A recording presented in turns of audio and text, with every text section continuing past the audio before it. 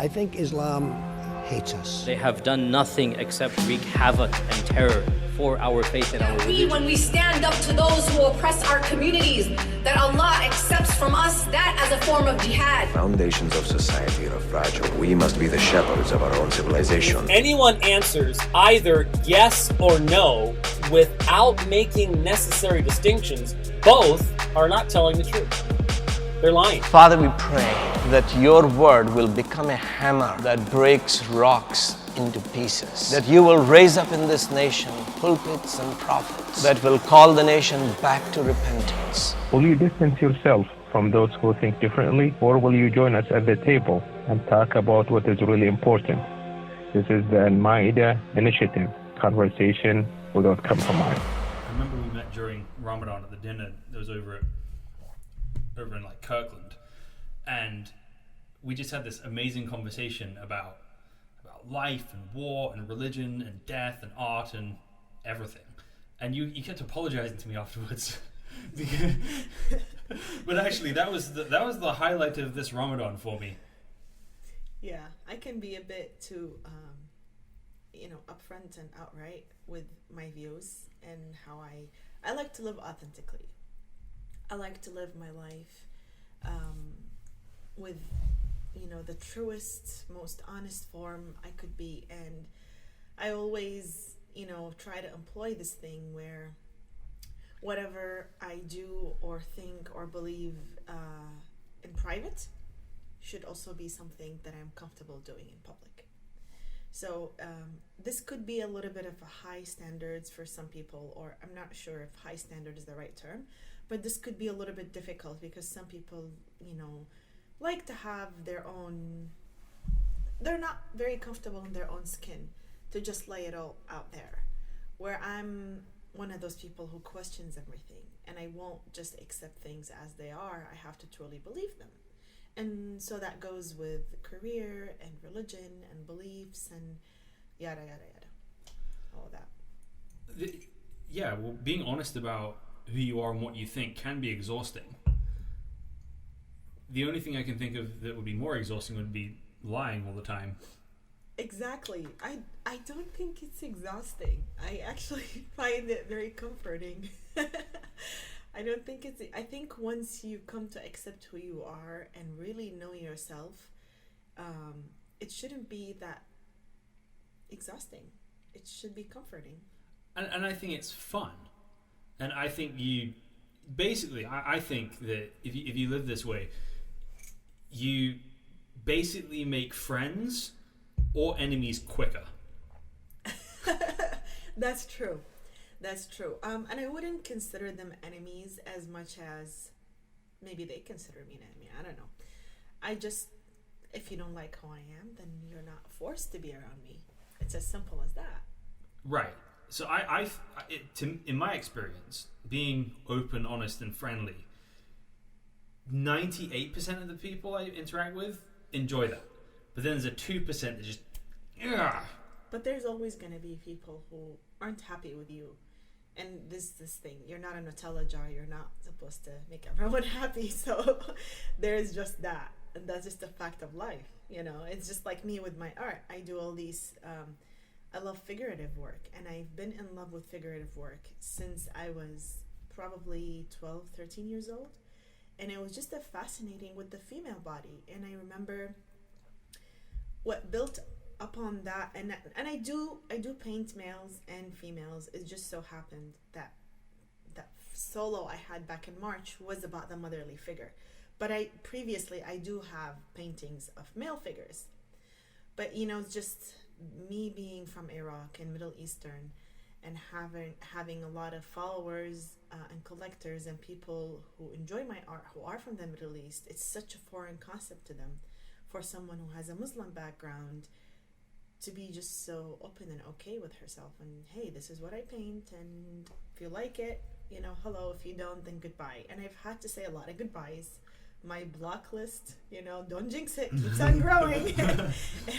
But it's just people send rude comments and they, do the ad request. And I use my social media mostly for work purposes. I do have like an Instagram account that's personal. I have like 70 followers on there. 98% of them are my family. Just like don't really have anyone on there to share my personal thing, just my close knit. But when it comes to like my Facebook and my Facebook page and my art Instagram, these are mostly people who I connect with to get inspired, to share my aspirations, my art, how I think, my artistic process, exchange ideas, collectors, people who want to commission me on art.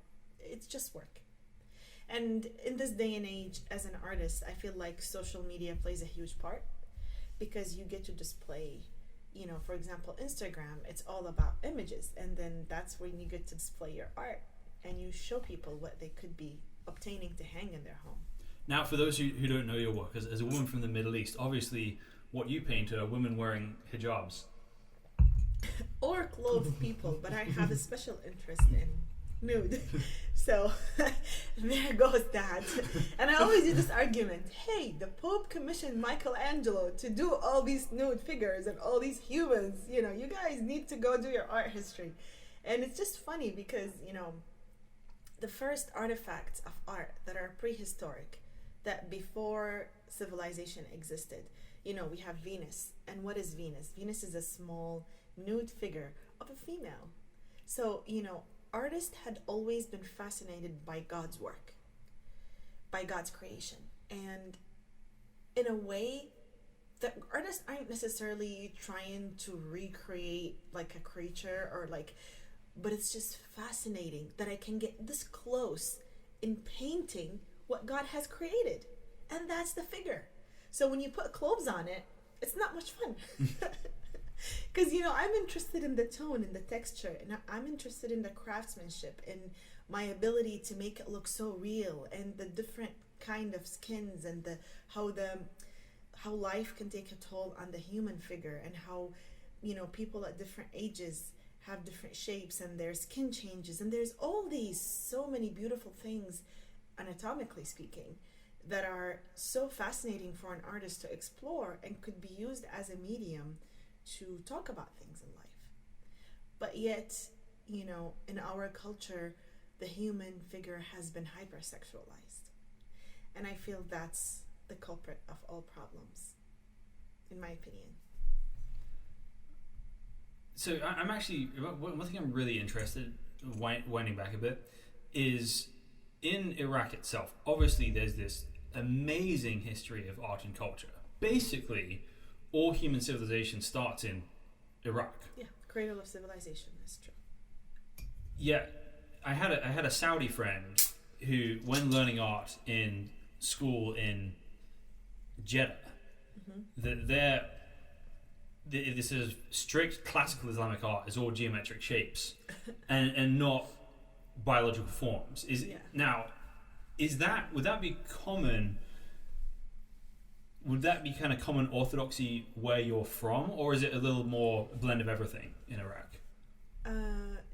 Jeddah is in Saudi. Oh yeah, so, I know. Yeah, I know. Obviously Saudi is an Islamic kingdom, and and you know, in my opinion, it happens to be on the more religious pendulum of the Middle East in the way they enforce their religion. So they're probably just doing geometric Islamic art. And they are, and I feel like it's changing now. I could be wrong, but I think with the new king things are changing. But back from whatever this person was studying, that was probably the situation in Jeddah, and I would expect it to be that way in Saudi Arabia. In Iraq, I did not study art in Iraq. I left Iraq when I was 11. So, but from what I hear from people is that it was a lot more progressive back in the 70s, 60s, 80s, up until the 90s is when things hit rock bottom in terms of like, because it was war to war, back to back. You know, the Persian Gulf War, and then the Gulf War, the first Gulf War with the Kuwaiti invasion and all that. So it was just a lot of unrest, which affected the educational system. But prior to that, the educational system was premier. It was amazing. It was great. We had some of the best teaching hospitals, and in terms of fine art, they were amazing. They had some of the best fine art schools in the Middle East. People used to travel from other countries to study in Baghdad. I think it was at the University of Baghdad or in Mustansiri, I'm not sure. Now, I think the Iraqi art education took a big hit, just like any other, let's say, non-essential. I mean, it is essential and non-essential, but like, you know, I would think as a budget, you know, I would probably put more money into teaching medicine than teaching art in a country that has a lot of political unrest and wars. Yeah. Sorry, is that you or me? That's me, I think. Okay. Yeah, and so I'm not really sure if that was purposeful, that the art education in Iraq has taken kind of a backseat, or it's just the result of the unrest that's happening. There's a lot of corruption currently in Iraq, so it's considered a super, super young country in terms of establishing itself after getting rid of a dictatorship and trying to establish a democracy. So still needs more time. Yeah, and now another podcast I listened to with you were talking about how you're involved in a project right now to basically save some of that ancient art. Yes. So I am collaborating. So I do have a science background. My undergrad was in biochemistry and cell biology, and I did my master's in nutrition science and policy. And so I was approached by this Iraqi artist who is a professor, I believe he's a tenured professor at NYU for photography. And he has done many conceptual art projects in the past, where one of them he implanted a camera in the back of his head. He's pretty brilliant. His ideas are brilliant. And so his idea was he wants to preserve the culture and the art in Iraq. And after ISIS blew up those monuments in Mosul, everybody was torn by that. Everybody was hurt by that. These are historical artifacts that aren't just for Iraq. This is a world thing. That's like for everybody. It's a humanity thing. Right. And it was the winged bull and the winged lion. So his idea was, do you want to collaborate with me on this? And the idea was that we would store the data of how to reconstruct those destroyed artifacts in the DNA of seeds.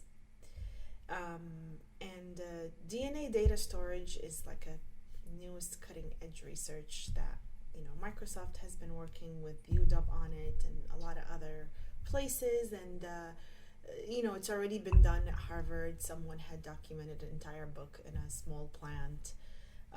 And so I would say it's the future of data storage, because we will eventually run, because there's a lot of data. We're generating data at a rate way higher than what we can store. And eventually we're going to run out of space, and we're going to have to decompress and come up with new ways. And that's one new way, because seeds have been shown they withstand the test of time. You can keep seeds for a really long time under the right conditions. And the DNA can stay dormant up until you plant them and you make trees out of them. And so that would replicate with the plant. And the way to do it, really, it's not like you're taking, like, you know, information and storing it in a chip in a seed. That's not how it works. You know, we would use a third-party company that generates synthetic DNA, and then we would use something like Morse code, and there's a way of doing it in the lab, and then you insert this new DNA that represents this data into the plant, and it gets preserved, and then it gets made into seeds, and that's how it is.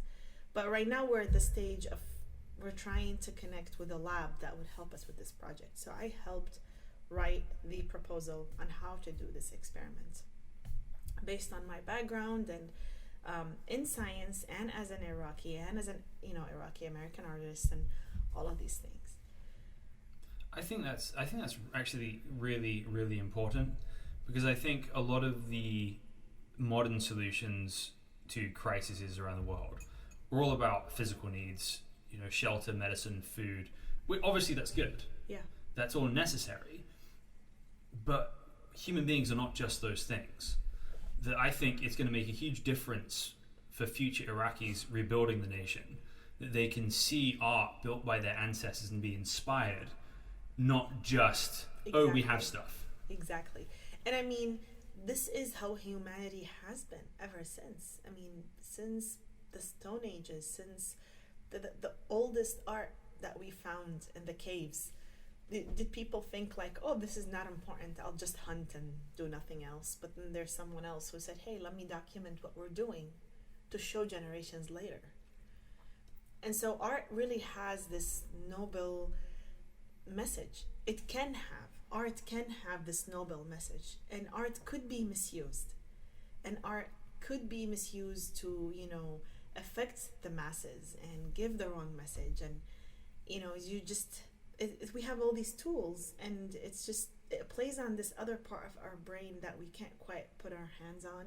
It's not quite logical and it's not quite emotional, but it's just this ether of serene experience, that we are humans and we are more than just robots or animals, Absolutely. And one thing I was thinking of is that if you look at the pyramids, people think about how much of a waste of resources was it to build those back then. And I don't know why they built them, nobody really does. But the pyramids has been something that people have been visiting as tourists for about 3,000 years at this point. Yep. And if at some point in the past people had not invested in those things, then Egypt would have lost out. Part of what drives people towards Egypt is this amazing rich history of art and culture. So I can't comment on, Pharaoh whoever and his economic policies at the time, but exactly, it paid off. It paid off, yeah. It's important. And if we're just trying to justify everything with figures and paper, like, say, the Soviet Union was, well, they'll build disgusting grey apartments for everybody that no one ever wants to go visit again. Mm-hmm. Unless they're really into sort of post-apocalyptic things and want to see something like that. That's funny. I think art can serve this noble, I guess that's not the right word. Art can serve as a way to encourage people. So even for the Egyptians themselves, when they look at their rich history and they look at those monuments, they say, hey, we can't give up. Look at who we are. And that propels them to improve upon themselves when they are struck with adversity. And I feel like art could do that. That's how you can inspire people, is you could show that, hey, I can create something beautiful despite all the problems I've had, despite all the adversity, despite what I've been through. Look, I can make all these things, and they're beautiful, and they can be enjoyed by others.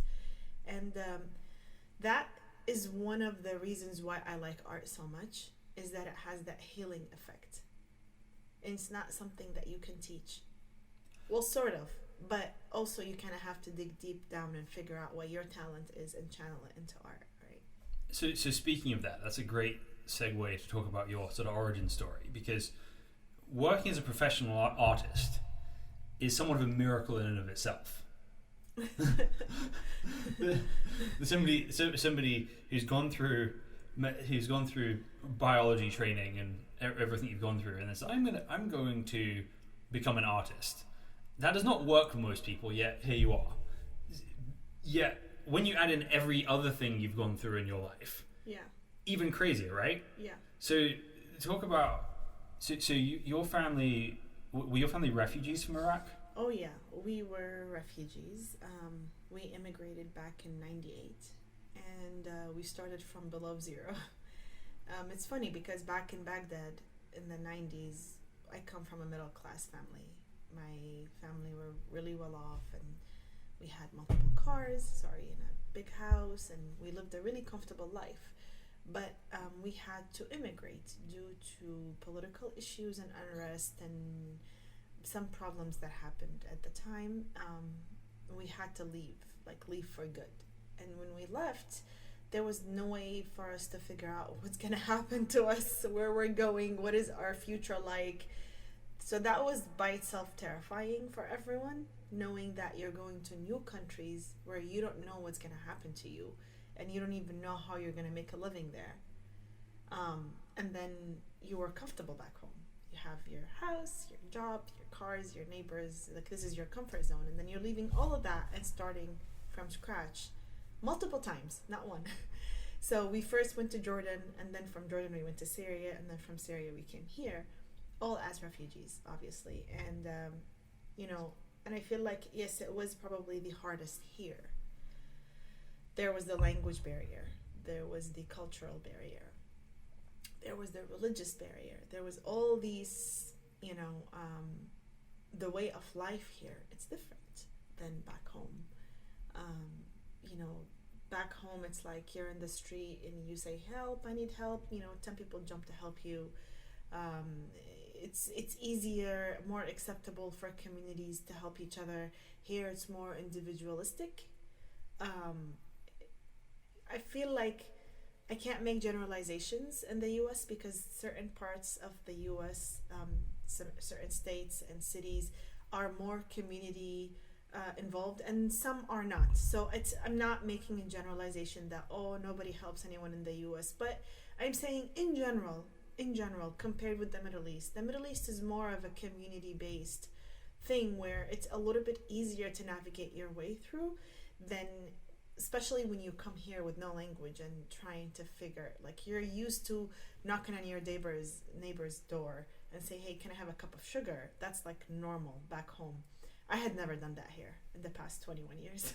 I would never do it because I think people will think I'm weird, and maybe they won't, but that's the feel, for example. And so there was that, and then there was the struggle of the language barrier, and then getting on with that and finding a job. I'd been working since I was 16, and I went to school, high school, and I was working at CVS, I remember.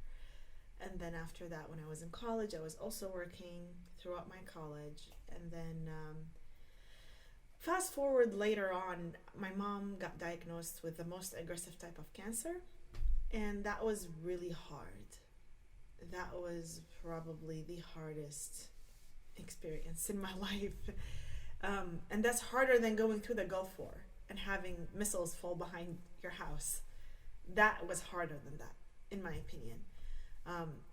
There is some trauma from the war, obviously, but I think having my mom there was comforting, and being around family was comforting.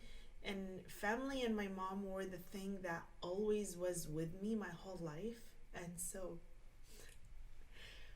when I lost her, it was just like a feeling of loss. Like, that's the thing that was with me all the time, and now it's gone. Because that bond proved that it can withstand anything.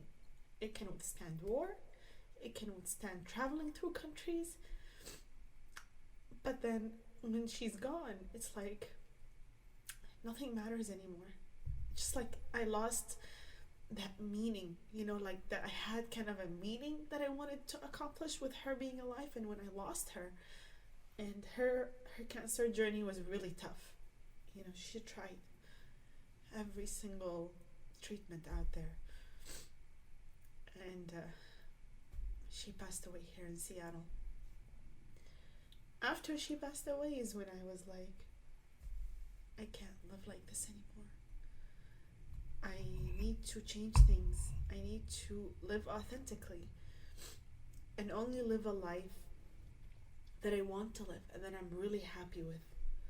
So I'm not gonna sit here and try to live for someone else or continue on, with decisions that I made with my old self, because my new self has changed drastically. So it's hard.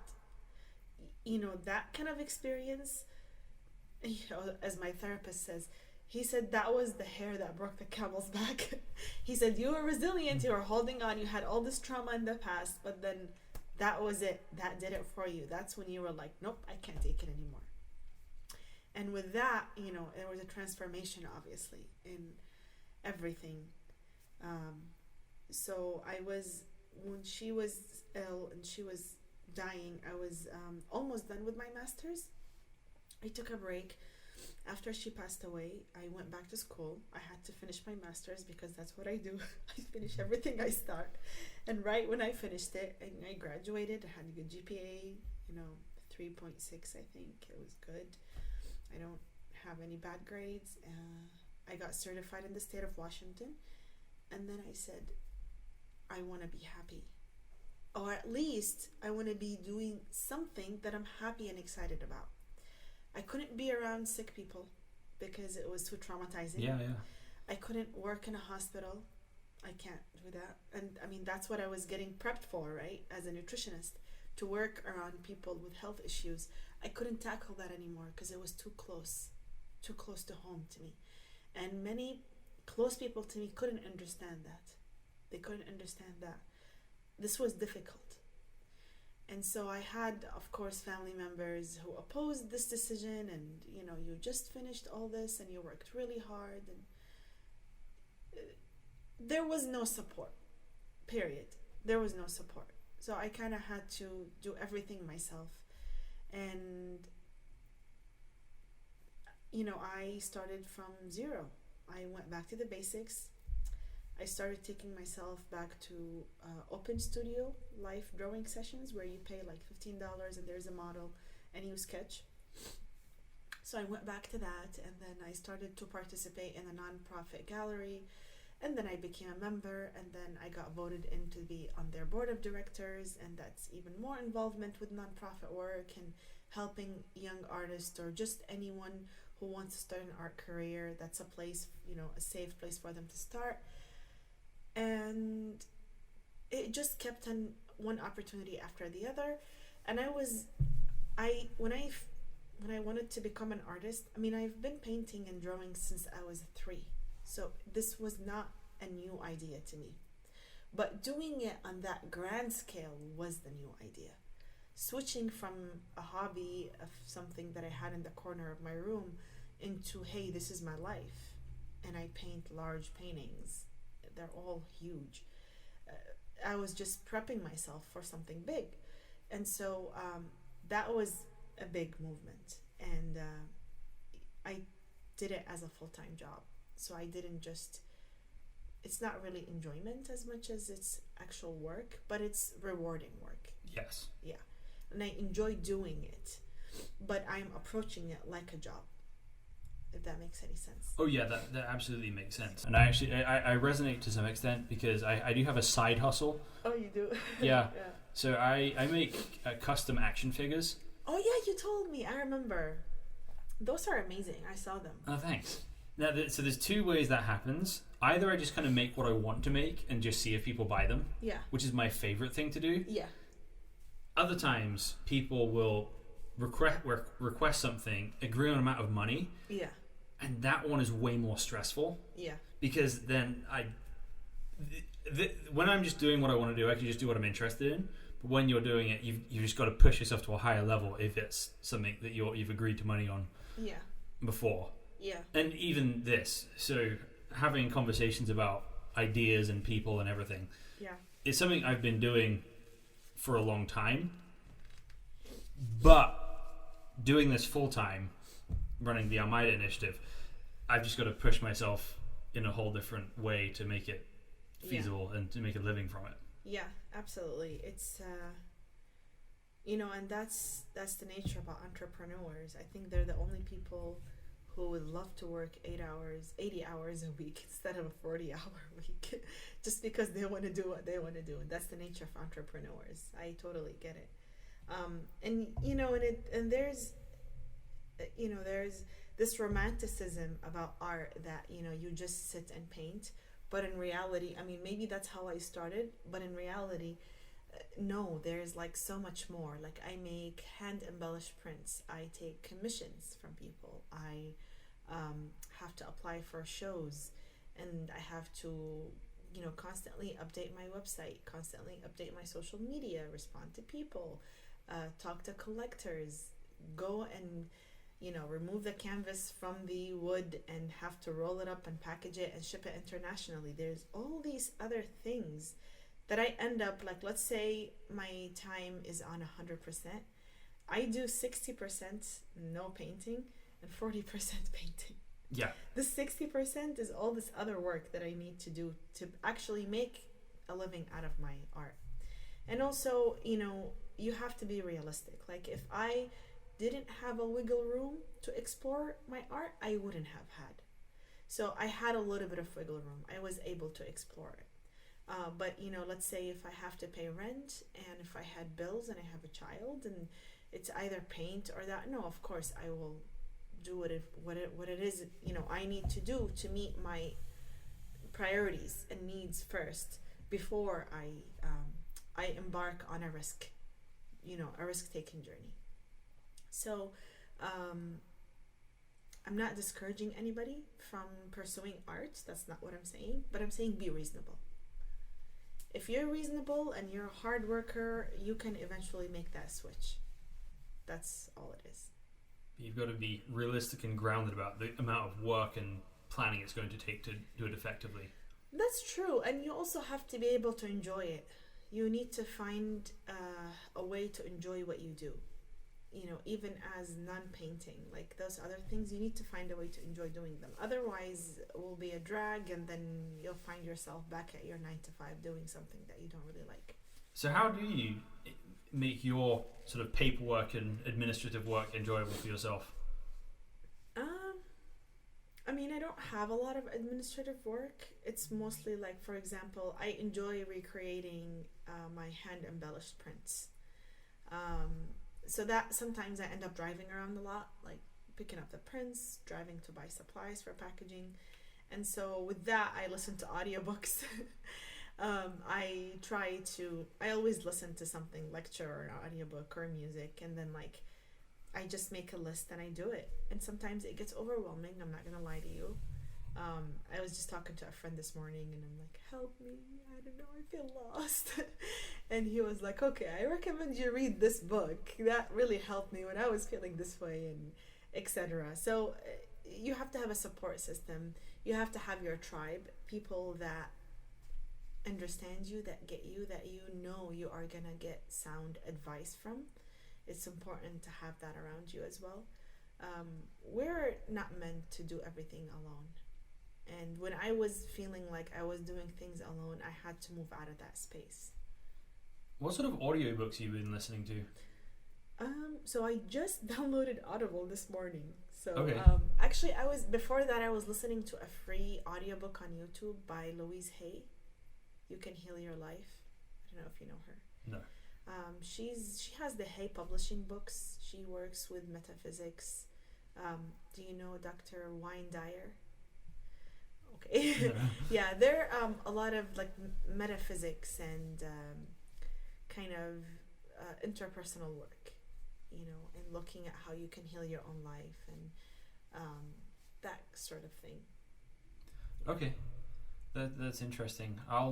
Motivation, kind of, yeah. Send me whichever one you ends up being your favorite on Audible. Send me and I'll listen to it. Yeah, absolutely. Because I try and listen to about an hour of audiobooks a day right now, and I'm trying to not just listen to the same things all the time, because it's easy to get hyper focused. So my main audio listening has actually been Islamic history of all things, which is probably, it's just irrelevant to what I do, but it's easy to get kind of hyper focused on that.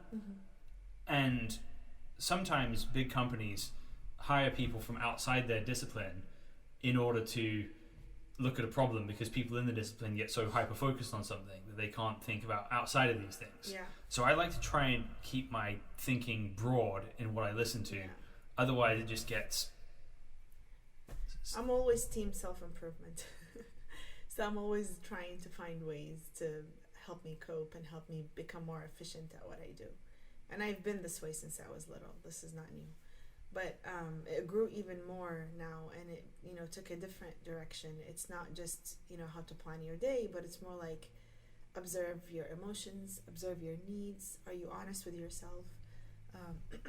Excuse me, like, are you happy? What makes you happy? What are the patterns of your behavior that are driving your decision making? It's just, And I recently went through a divorce, so that was also pretty hard on me. My ex-husband is still in my life. We are friends. We are raising a child together. We live close to each other. I talk to him every single day. So that's a little bit hard. Yeah. Because you're not quite moved on. You sometimes you need a little bit of time away from a certain person to be able to move on and for your wounds to heal. But we didn't get that break, him and I. No. So it's tough. And it's also hard when you are separating from someone that you don't necessarily hate. I actually love him. I have feelings for him, and he's my daughter's father, but as a couple, as a married couple, it just didn't work anymore for us. We just have very different personalities, very different ways of life, very different lifestyles. And it just kept on getting harder and harder and harder and harder. And so at the end, it was just the best of my well-being and his well-being is that we're separated. And so we decided on it, and it got finalized. But the thing is that experience allowed me to observe myself and my patterns and what I really need, and how do I not fall into that again? How do I avoid making similar mistakes again? Although I don't think my union with him was a mistake, I think it was the right decision at that time. I think it's just life. And in that situation, you can never be fully away from a person who you share 50% of a child's DNA with. Exactly. Yeah, and we are doing 50-50. So she's with me 50% of the time and with him 50% of the time. But it's just harder that way because we are still in touch with each other and we see each other. We talk daily, so yeah. So you were talking about that kind of collapse of meaning in your life when you lost your mother. So honestly, how are you doing with meaning and purpose in life right now? I feel like my daughter takes the top priority in that. So she's my family, she's my priority, her well-being, her needs, and all that. But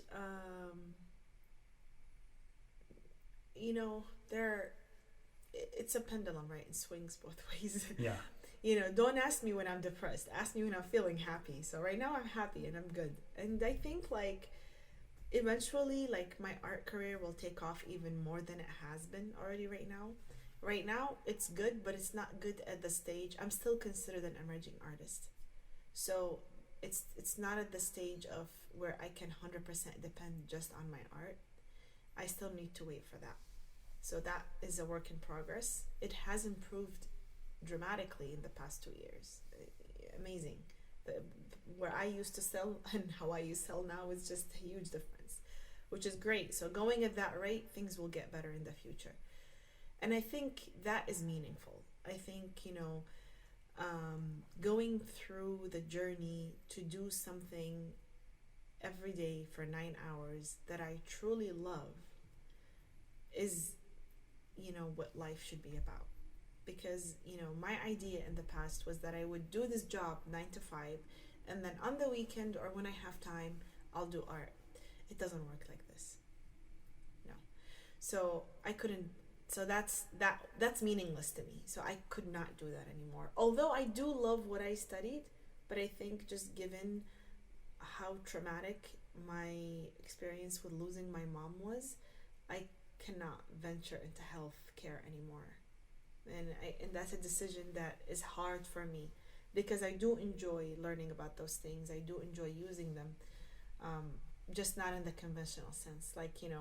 Using my scientific knowledge to write the proposal for that research art, conceptual art project, that was great. I think it will come up in ways like this, but not in the traditional clientele sitting one-on-one with someone.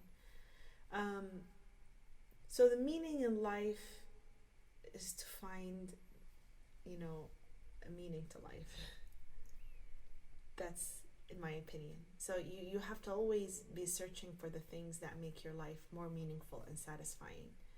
And it's really not a size, one fits all. Maybe the unpredictability of my career gives my life a meaning, but to others it makes them terrified. And they want stability and predictability, and they don't want to have to ride the roller coaster of a creative career. And so it's individualistic. But it goes back to being honest with yourself. And honest with yourself on what you need and what makes you comfortable and happy. So I'm actually really curious to dig deeper into your sort of religious journey through all this. So your family was your family Sunni or Shia? Sushi. Sushi. I always say I'm sushi. They're mixed, and 90% of them are not religious. Yeah. Yeah, some of them drink, alcohol, and it's prohibited, and they party, they dated, they do everything. They don't really, I wouldn't say, the only person I know who was like very religious is my grandma.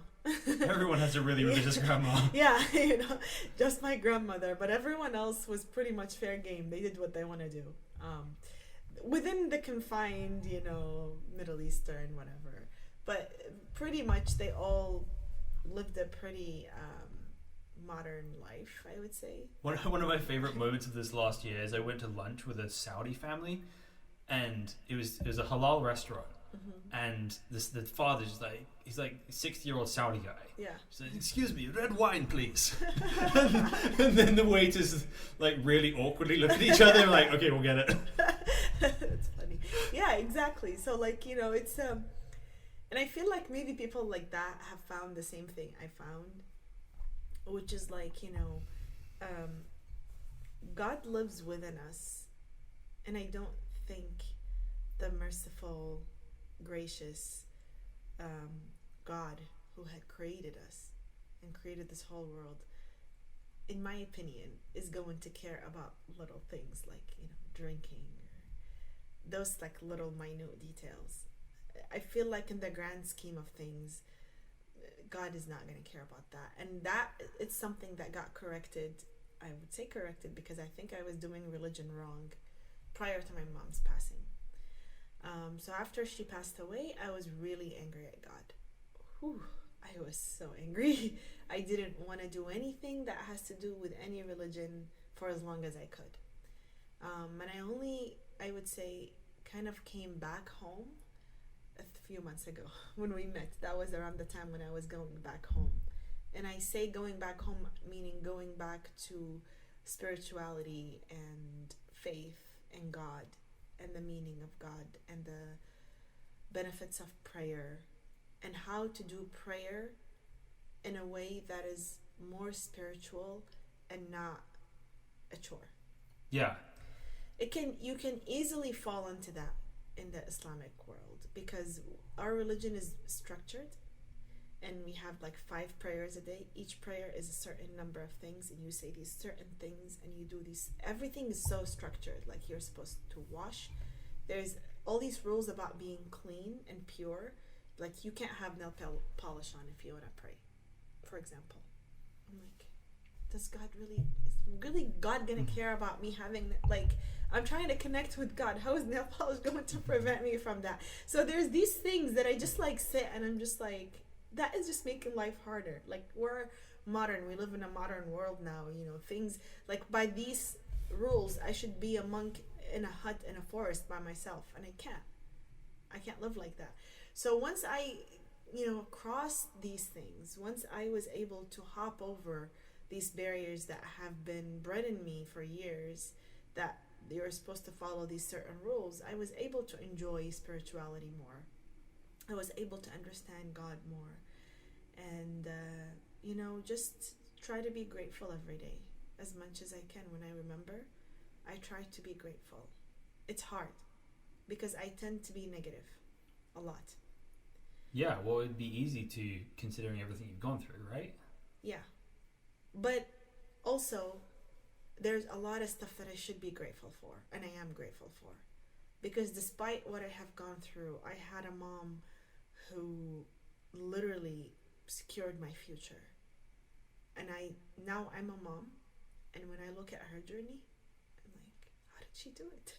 How did she do it? I can never do what she did. It's difficult what she went through and how she did it, and how she brought us to the US, that standard is like winning the lottery. Like, I'm trying to explain how hard it is to do what she did. Because where we were and the environment we were in, it wasn't feasible for us to just come to the US. So whatever she had to go through, whatever she did to bring us here, it's like her winning the lottery. And for that, I have to be grateful. Because that moment when we got the visa to come to the US, that was the happiest moment in my life, hands down. Nothing ever beat that. I'm still trying to find something to measure up to it, nothing. So I have to be grateful for that, you know. Yeah. So you've got these two threads, right? You've seen the horrors of the world, but you've also seen this amazing story that you've got to experience and be a part of, and all these amazing blessings you have as well. Yeah. And part of those some of those horrible things have brought you to where you are now. Yeah, exactly. And so you can't disregard that. And you also people need to stop blaming their parents, because at some point you're an adult where you can make your own decisions, and you can't just blame your parents for, you can, there is a point where you need to stop blaming your parents. It's not your fault that wounds and things and circumstances happen to you. It's not your fault. Sometimes life is not fair. That's true. I agree. Bad things happen to good people. It's life. But it is your responsibility to heal your wounds, to figure out how you can move on next and be healthy and, reset yourself. And so that's where I struggled with for a long time. I struggled with, forgiving my father, because he kind of walked out on us when we were little, and my mom had to do all the burden by herself. And so I didn't speak to my dad for 22 years, and he lives here in Oregon. I didn't speak to him until last year, when I decided I want to forgive him. And that was a whole new revelation. That was something that I really needed to do. I had to accept him for who he is, and that was difficult, because I was always pondering this: he should have done this, he should have done that, he should have, instead of saying, that's who he is. His flaws, his rhetoric, his story is his, and it's based on some things he went through during his childhood or his life. So he's a product of his environment. And my dad was in war more than half of his life when he married my mom. So let me tell you, this is actually kind of funny, just to put a funny twist on this sad story. So when him and my mom got married in the 80s, it was the Iran-Iraq war. Right when they got married, I think there was a lot of bombs going off. The electricity went off in their wedding. So they lit candles in the wedding. And then right after the wedding, he got called to war. So he went to war. So imagine 3-4 years like this, where he's in war and he comes home once a month only to see my mom. No marriage can survive this. So they had to separate. So they separated, went on for a few years in their own lives, and there was problems and stuff. And then families got involved and got them back together. Yay, happy again. We're under one roof. The Gulf War happens. He gets called to war again. And they separate again. So you see, and then, so my dad has been in war every time there was a war in Iraq. Even this latest one, he was heavily involved in it. So, it's difficult when you're someone who's a soldier in the war or whatever. It's difficult for you to have a family. So that is also a huge part that for the longest time I never paid attention to. That part of this was also that is not a normal country. It's not going to bring about normal people and normal circumstances. The country is in an unrest situation for decades, okay? So it's funny, but that revelation brought up to me last year when I met him, and he kind of pointed that out to me, and I was like, gosh, I never thought about that. It's absolutely true. How could anybody ever work on anything when you're being called to war? Just the traumas of the war by themselves are good enough to manage to ruin you for life. Imagine you have to go back and fix your family. And I mean, look at what we have here with the veterans, the rates of PTSD when they come back from Afghanistan and Iraq and all that. And the mental illness they go through. We're blessed in a country here where there are programs and people recognize these things, but in Iraq that doesn't exist. Nobody pays attention to the veterans there and their mental state and what they go through after. There are no sound compensations. There are some compensations, but no sound compensations that will take care of them once they are damaged. They pay little to their families or to them, but this doesn't really do much because there's bigger damage that's been happening. That's actually, now you mention that, it's really interesting that in all the Middle Eastern histories I've read or listened to, one thing that you never hear talked about is the wounded warriors. You hear about the victorious warriors, you hear about the dead warriors, but you don't hear about the wounded ones. Yeah, exactly, and that's terrible. Mental illness has been this thing that's taboo in Middle East. If you mention to someone that you're seeing a therapist, oh, you must be crazy, and that's terrible. It's terrible. Like, we desperately need mental health awareness in Middle East, and and I think that is changing from what I can see from the blog sphere and online, because I haven't been back in ages, but I think it is changing, and I think some people are getting more aware and going to see therapists, etc., but not as it's still not as accepted, as widely accepted as it is here or in the Western world. That's one art I do. So I paint figures, but I also conduct interactive live events about mental health awareness and how you can use art, channel those psychological wounds into art, and use art for healing. So that's something I'm also passionate about, because it was my way of dealing with things unknowingly. I had no idea. I was doing that since I was a child. I was dealing with my parents' divorce that way. I was dealing with the war that way, with the uncertainty, with my dad's absence, with immigrating, everything. There was so much pain, and I grew up around strong women who didn't want to talk about pain. These women, my mom and my grandmother, didn't want to talk about pain. They always talked about buck up, move on, what's the next best thing you can do for yourself. And so it wasn't the best strategy. It was kind of like, shut it out, like, don't talk about it. And so me internalizing it, I couldn't. So it came out in me doing art, I would say. Now, what's interesting is hearing that attitude from your mother. It actually seems like it's affected you in some way, and I think in a good way. And here's what I'm saying. I think that we've almost gone the exact opposite way from if we take say 1950s, the post World War II generation. People never talked about mental health stuff here all that much.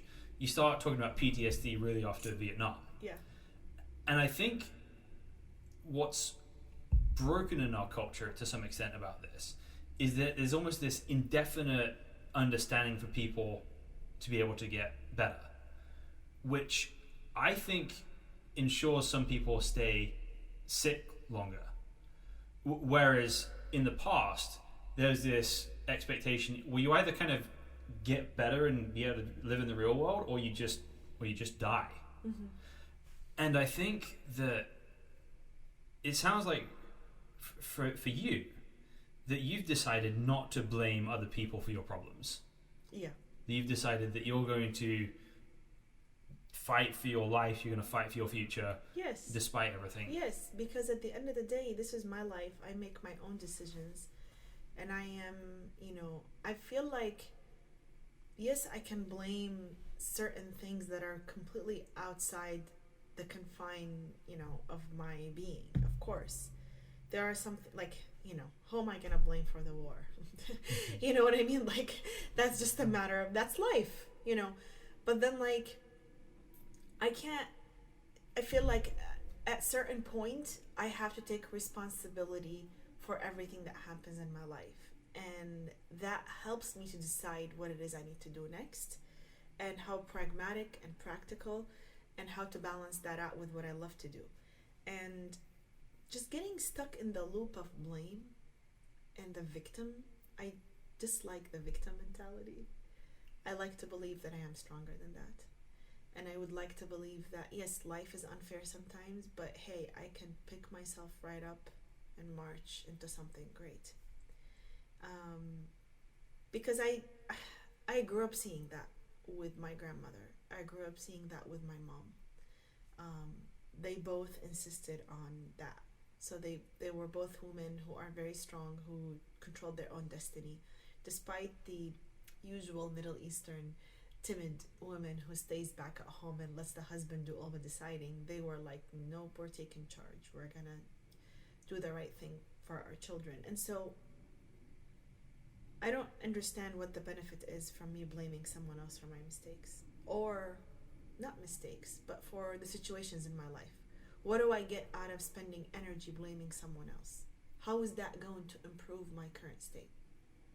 No, I would shift my focus, put the blame to the side. Okay, they did what they did. This is life. This doesn't serve me. I can't be around them, for example, for my mental health or whatever. I forgive them, let them be. And now what do I do next to make a better life? What's my next move? How do I decide, what are my priorities? What's my focus? So I don't really like to focus so much on that.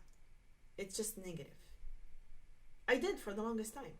I mean, I blamed for my dad. I blamed, he abandoned us, so it's, this and that, it's difficult, and, and then what? How did that make me any better? Maybe it held me back a little bit. Maybe if I was able to forgive him sooner and just focus on all my energy on something more beneficial, maybe I would have been a more successful artist earlier in life, not at this stage. I don't know. Everything happens for a reason, but I just don't see any point. Yeah. So I want to go back to something you mentioned. You were talking about how prayer has changed for you. So you're talking about this ritualistic thing that it can become versus what does prayer look like for you now? I mean, I still do the ritualistic prayer. I just think that getting bogged down so much on the minute details is a bit much for me, and that sometimes can deter me from the whole prayer, because then it becomes this ordeal. You have to shower a certain way, you have to wash your arms and your face a certain way, which is, I'm fine by that, but it's just like, for now, if I want to pray quickly, I just talk to God. Just a quick thing, talk to God heart to heart, straight up. Hey God, you know everything. That's what I always say. You know everything. Can you help me? How do I decide? Can you help me figure out what I need to do next? That's hard. And I don't go to that place often. That's very rare, because I feel like God would expect better of me. So I only go to him when it's absolutely necessary, when I'm completely blindfolded and lost. But if I'm not, I feel like God had given me a brain that can help me decide how to navigate my life. I know God is great, and God can encompass everyone and everything. But I also want to take it upon myself to be strong and to be stronger always. And so when I am feeling absolutely helpless and totally lost, and I feel like I don't know what to do next, that's when I go to God. And I have been entertaining our religious prayers, just not in the traditional sense. So if you talk to a religious clerk and you tell him Hiba is doing this, he'll be like, what is she doing? That's her own thing. But I believe that God hears me, even if it's not like so you're supposed to do it 5 times a day, every single day. And I don't get to do that sometimes. Sometimes I get to 3, sometimes I can't do any, sometimes I do all 5 of them. And one of them is like at sunrise. And sometimes it's hard for me to wake up at 4 a.m. to do the prayer at sunrise. It's beautiful. It's the most beautiful experience, because everyone is asleep. It's quiet. You don't hear anything. You're there, you're purified, you're sitting, you're just facing the divine. It's amazing. But it's difficult in this world of, that means I'd have to go to bed at 8, and I don't go to bed at 8. So it's just, but it is a beautiful thing. And I wish I can work myself up to it. It is something I would like to be able to do at some point. To be able to wake up every day at 4:30 a.m. and pray. I'm not sure I have that ambition. I still think God would still love you and me and all of his creatures. I think I'd have a better shot of just like staying up till 4 a.m. You could also do that. You could also stay up until, as long as you do the prayer at sunrise, that's all that matters. I think one time I was watching this person. She's like a mystic. So she's more a spiritual person who's a healer. So she's between Christianity and Islam and Hinduism. She kind of combines all of them, and she does a lot of naturopathic healing. And she talks about, the benefits of living like a chemical-free life. And so it's just this whole holistic approach.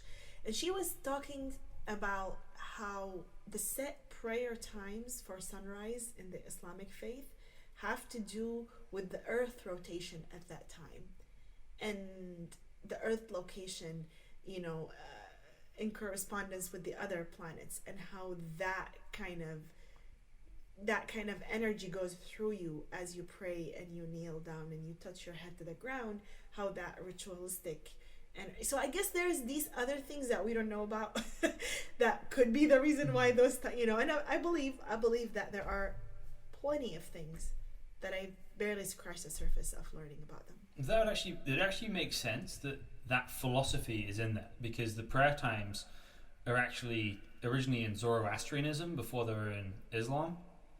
So as Islam spreads, it incorporates the Zoroastrian prayer schedule. Zoroastrian? Yeah, so the main religion in, say, Iran, Persia area before Islam was, the Islamic sources call it Magianism, or Magians.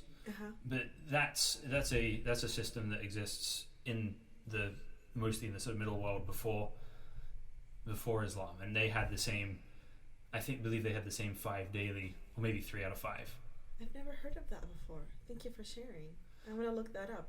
Zoroastrian. Yeah. Okay. I just write it down. I won't try and spell it out loud. No, now. I mean, it's okay. So if you look at the Islamic prayer, it looks a lot like the sun salutation from the Indian, the Hinduism, like how when you do yoga. Have you ever done yoga? No, I've never. So if you ever done yoga, the sun salutation looks almost identical to our prayer. It's the kneeling, the touching your knees, the getting on the ground. So yeah, I believe that a lot of the practices in the faith of Islam had been adapted from previous faiths and religions, and the Prophet Muhammad was a really, really intelligent person. Aside from, I'm not going to go into discussing the validity, or like, oh, is he a prophet, this is not my area of expertise, but just assessing as someone from an outside, like looking back at what he did, I think he's a super, super intelligent human being. Clearly. Yeah, and at the time when he was spreading Islam, he was spreading it in an area that desperately needed it at the time. How there was a lot of unfair practices in trade. They were treating women unfairly. They were treating young girls unfairly. And so he wanted to restore balance. And, whether it's being really a message from God, or whether him just being a really smart, intelligent person who wanted to create a healthy ecosystem for everybody, both ways he wins, And if people, it's an ideal world. I always say this. I say, if people practice every single thing that has been preached in Islam, we would be living in an ideal world.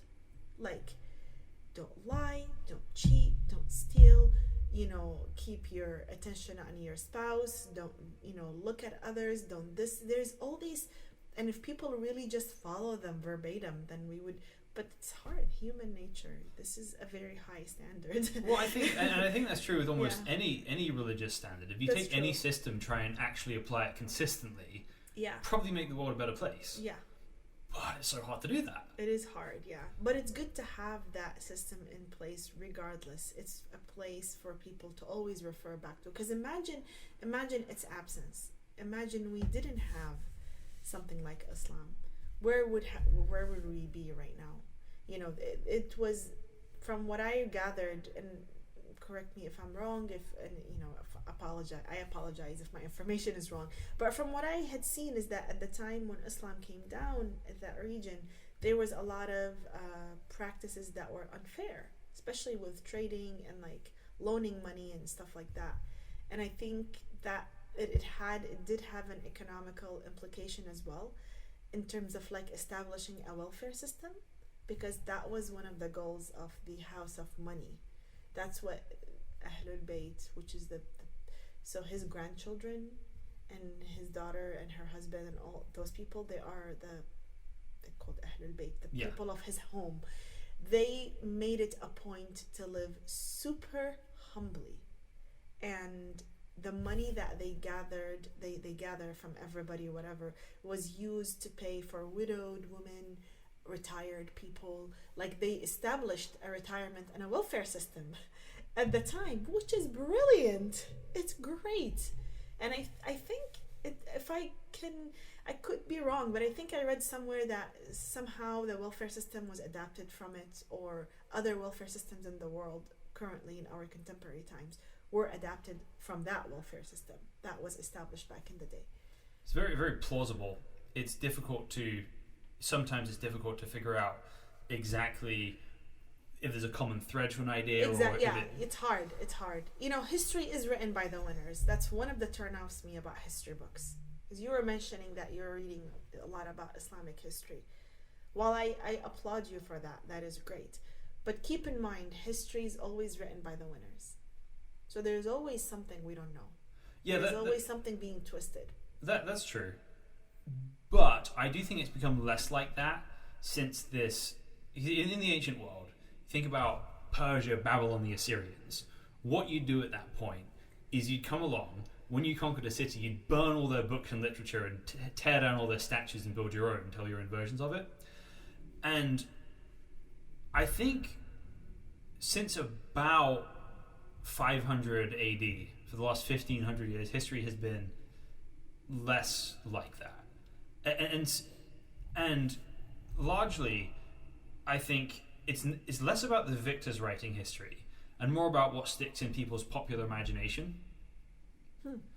Because if you think about how people are going to define the Iraq War, I don't think people are going to define it by the official US government narrative or the Iraqi narrative. They're going to define it by the best movies. That's how they define World War II. I think in our contemporary times, I agree, but I just feel I always sit and wonder how much of the Quran has been accurate and how much of it has been tampered with. And yeah, this is something that no Muslim person wants me to ever utter or say, and it might be offensive to some people. And I don't mean to be offensive. I'm just discussing philosophies here. Like, how do we know for sure it has not been tampered with? Like, they tell you would know, but then I still can't tell. Like, I'm not able to tell, you know, and maybe it has not been tampered with. Maybe the explanations of the poetry in the Quran have been, and that is an interesting area. Because there's different people that have different explanations, and it seemed like people would have an explanation to whatever suits their need at the time. Yes. So like, because it's hard, it's poetry, right? And it's difficult poetry, the Quran. It's not easy. So it's not like, there are some things that are straightforward. Okay, I get it. This, that. There's some things I'm like, what does that mean? And there's some things that have a historical reference, like, this came down because this war was happening at the time between these two people. You can't apply this to our modern time. You have to look at the history of when this came down or when this was brought up about. And the issue is people will take that out of context now. And so that's why I feel like, somehow it can be lost in translation and be misused. Well, I think that's what you're getting right to the heart of it. So let's assume the Quran is completely unchanged, which I don't necessarily have a super strong opinion on that. There's plenty of references in the early hadith that there's parts that were around that are no longer around. Like, so Sahih Muslim has a couple of references to surahs that just do not exist anymore.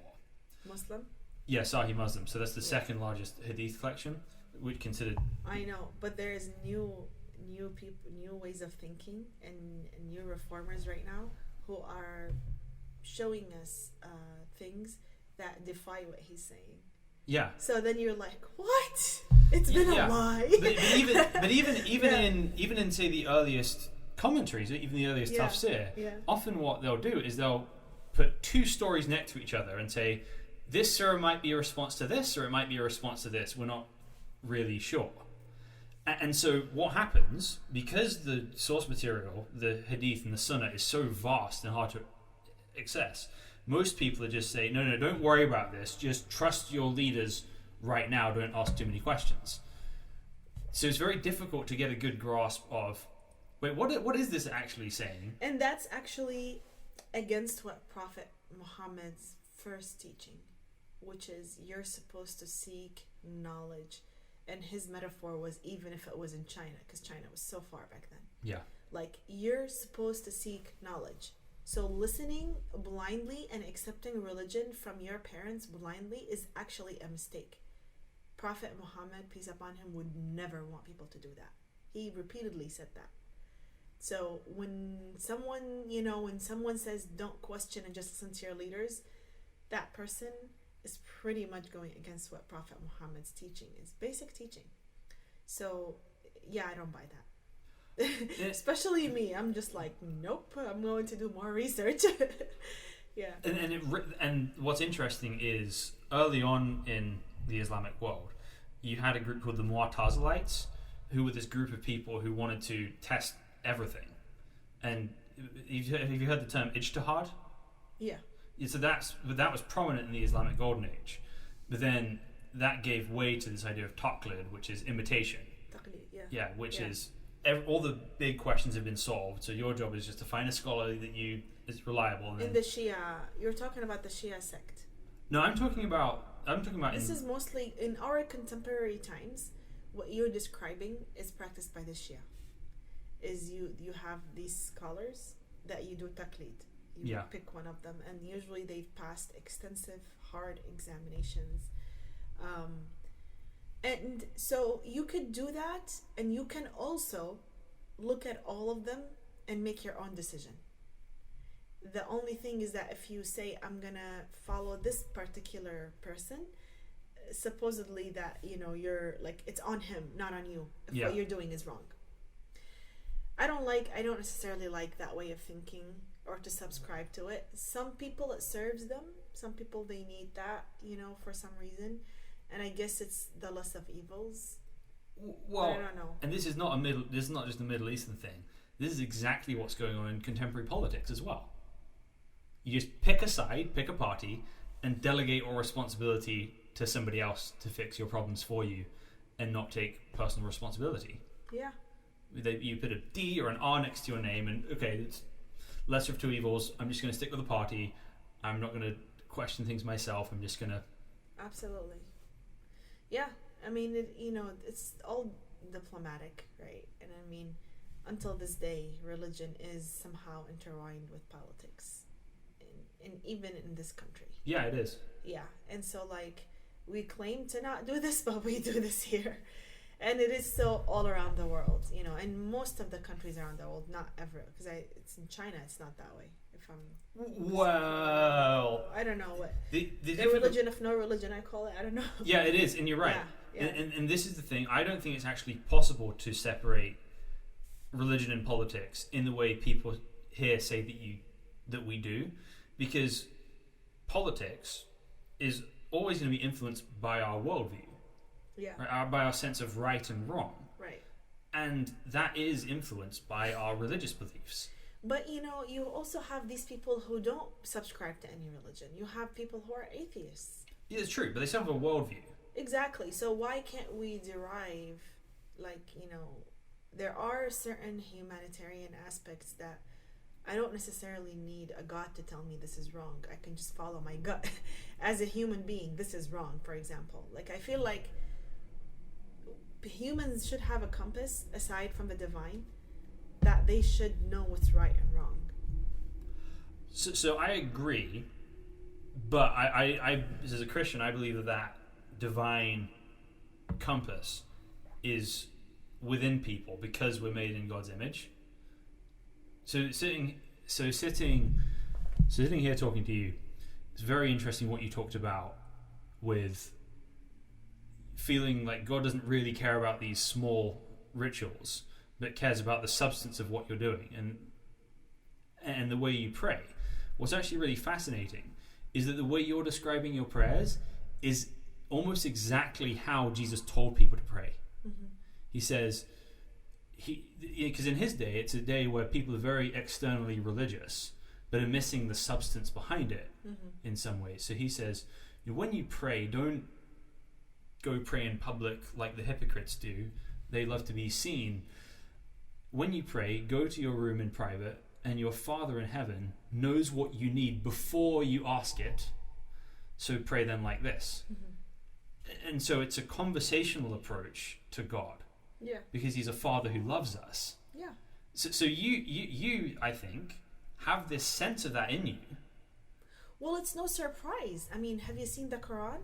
More than half of it is about Jesus, peace upon him, and Mary the Virgin, peace upon her. Like, we grew up with these names. We grew up praying to these people, as these are huge in the Islamic faith. Yeah.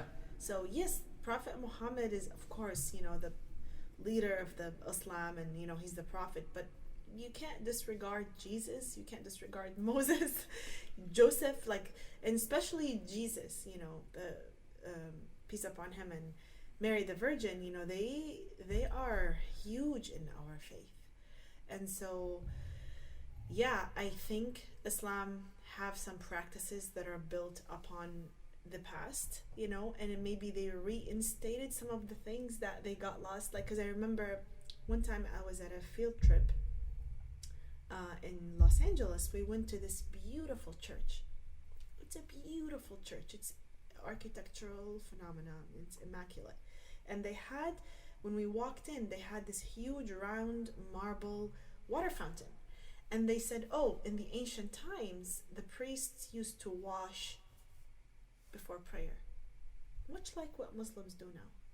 So I'm not sure how in the evolution of Islam that got reinstated, because it was back then. You see what I'm saying? It's interesting how maybe the pendulum swung so much to the other side that Muslims are like, okay, let's bring back the basics. I don't know. I think if that makes any sense. Yeah, so I think a lot of the more ceremonial stuff in Christianity really develops probably around the same time Islam develops, actually. So for example, the idea of a priest. You don't actually have priests in the Bible itself, at least not in the New Testament. You have the idea of elders, which is not a ceremonial or religious title. Priests become a thing in about 500 AD. So that's probably about 100 years before Muhammad is born that you start to get a lot of these ritualistic things, which are, I think, happen as things are borrowed from the nations around them. So you go into Rome, and suddenly Christianity goes from being illegal to being the state religion within a 50-year period. Oh wow! And they just absorb a lot of things in there, some for good, a lot of things for bad as well. Yeah, it's interesting, religions, the monotheistic religions, at least, Judaism, Christianity, and Islam. I always say this, they have a lot more in common than in differences. But people like to focus on the differences. Well, I think the commonalities almost make the differences bigger in some ways. I think people can feel that way if they want to, or they could just say they're all, messages to the same end. They're means to the same end. So if I would, if I want to like hyper focus on Christianity or Islam or whatever, yeah, I'm gonna see differences, of course. And within Islam, I'm gonna see differences. Right. I told you I'm sushi, so I think Yeah. it started from there. Yeah. I grew up in a it's the chair. I grew up in a household where my grandparents and my aunts and uncles and my mom, everyone was pretty chill about the differences. So my dad was Sunni, my mom was Shia. And in general, in Iraq, back in the 80s and 90s, people didn't really have much of, they weren't really butting head that much about being Sunni or Shia. They just didn't care. You want to pray this way, whatever, I don't care. They just didn't mind. So it wasn't such a huge deal. And I feel like growing up like that is what made me chill about not having such strong, like, oh, this is Christian, or this is, no, like, it's okay, we're all praying to the same God. At the end of the day, these religions teach pretty similar big things. And it's like, if I want to focus on the rituals of prayer, then I should focus on the differences between religions, if that makes sense. But I try to look at God, spirituality, and religion from a bigger perspective, something that encompasses all.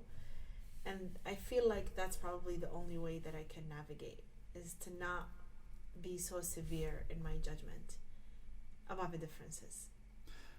My way of thinking about it is that I think we should see religious traditions in a similar way we see parents, in that, and cultures, in that there's going to be good things everywhere.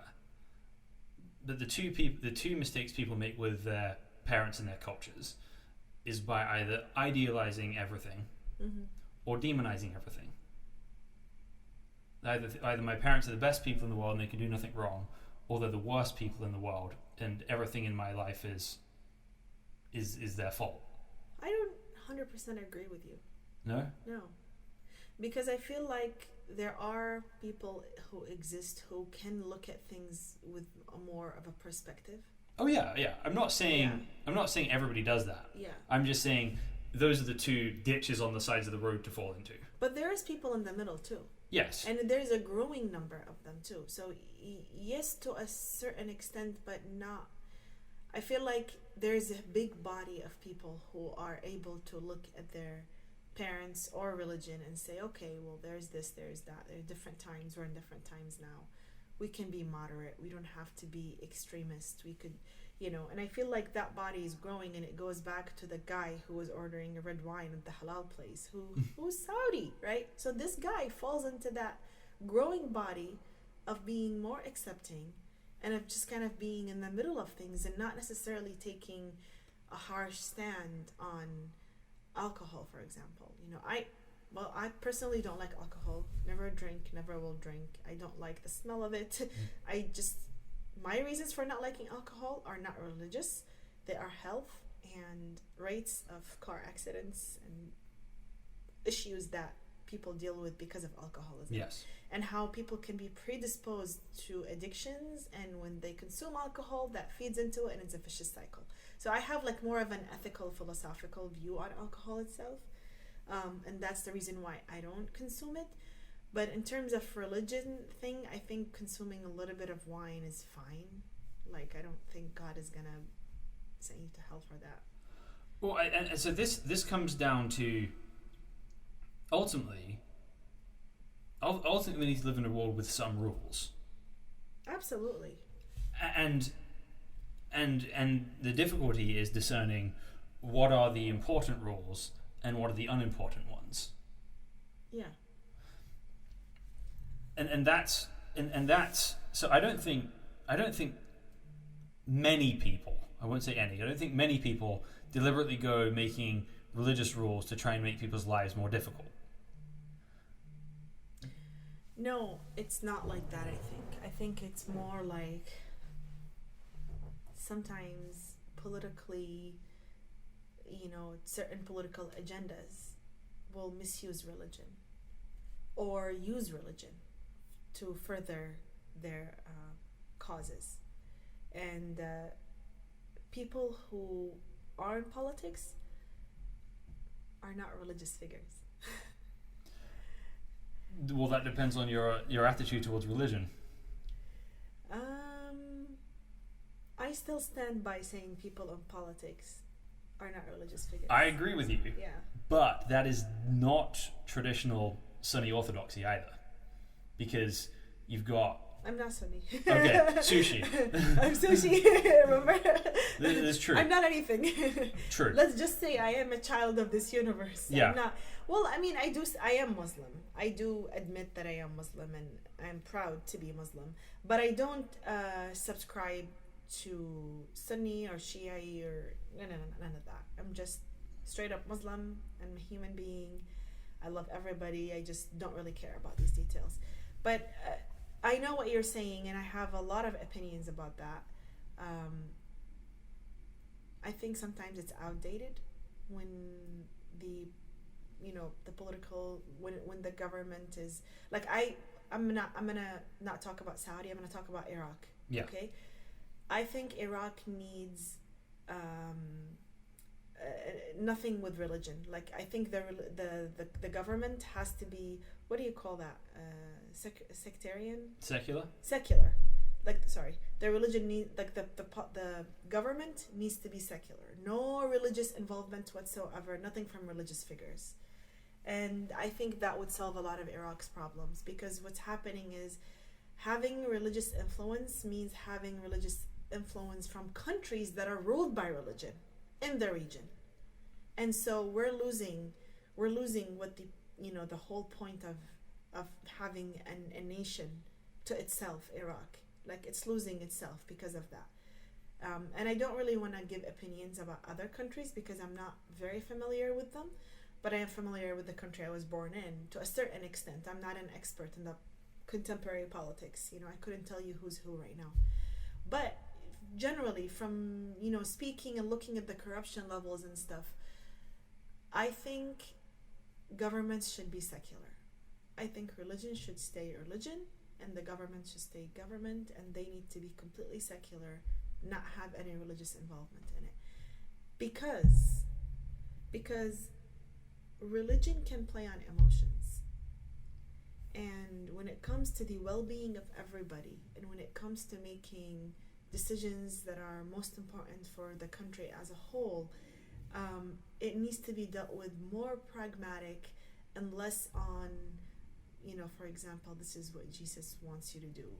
I just don't think that's like, when I see this stuff, sometimes with all due respect, I cringe, I'm just like, why are you doing this? Like, no. Like, going, I am a politician, Jesus spoke to me. Like, to me, that is just like, I think Jesus will have better things to do, in my opinion. And I think Jesus is bigger than speaking to a politician to an election. And then you find out a bunch of corrupted stuff that this person did. And you're just like, so that's and it's the same in Iraq right now. Oh, I'm the chosen one, I'm right. This, I'm that, and you have all these people saying all these things, and it's just like the average person who isn't well versed in politics and doesn't know much is gonna, this is what the person at my mosque is saying, that's who I'm gonna vote for. And I just, that's the part that I dislike the most, and that's why I think governments should be secular. So here's the argument I'd make. That I believe in a separation of powers, that religious powers and governmental powers should be separate. But I don't think it's not possible to separate moral ideas from governing, because laws ultimately have to be based on a certain sense of what we believe is right and wrong. And even the separation of powers is basically built on the example of Jesus himself. So if you look at, say, freedom of expression coming in the West, it starts with a guy called John Locke. It doesn't start there, but really it gets fleshed out by two guys, John Milton, John Locke. And what they're appealing to is that Jesus in his character never forced anyone through coercion to become a Christian or to follow him, but he used persuasion. And when he's on trial, the Roman governor asks him, "Are you a king?"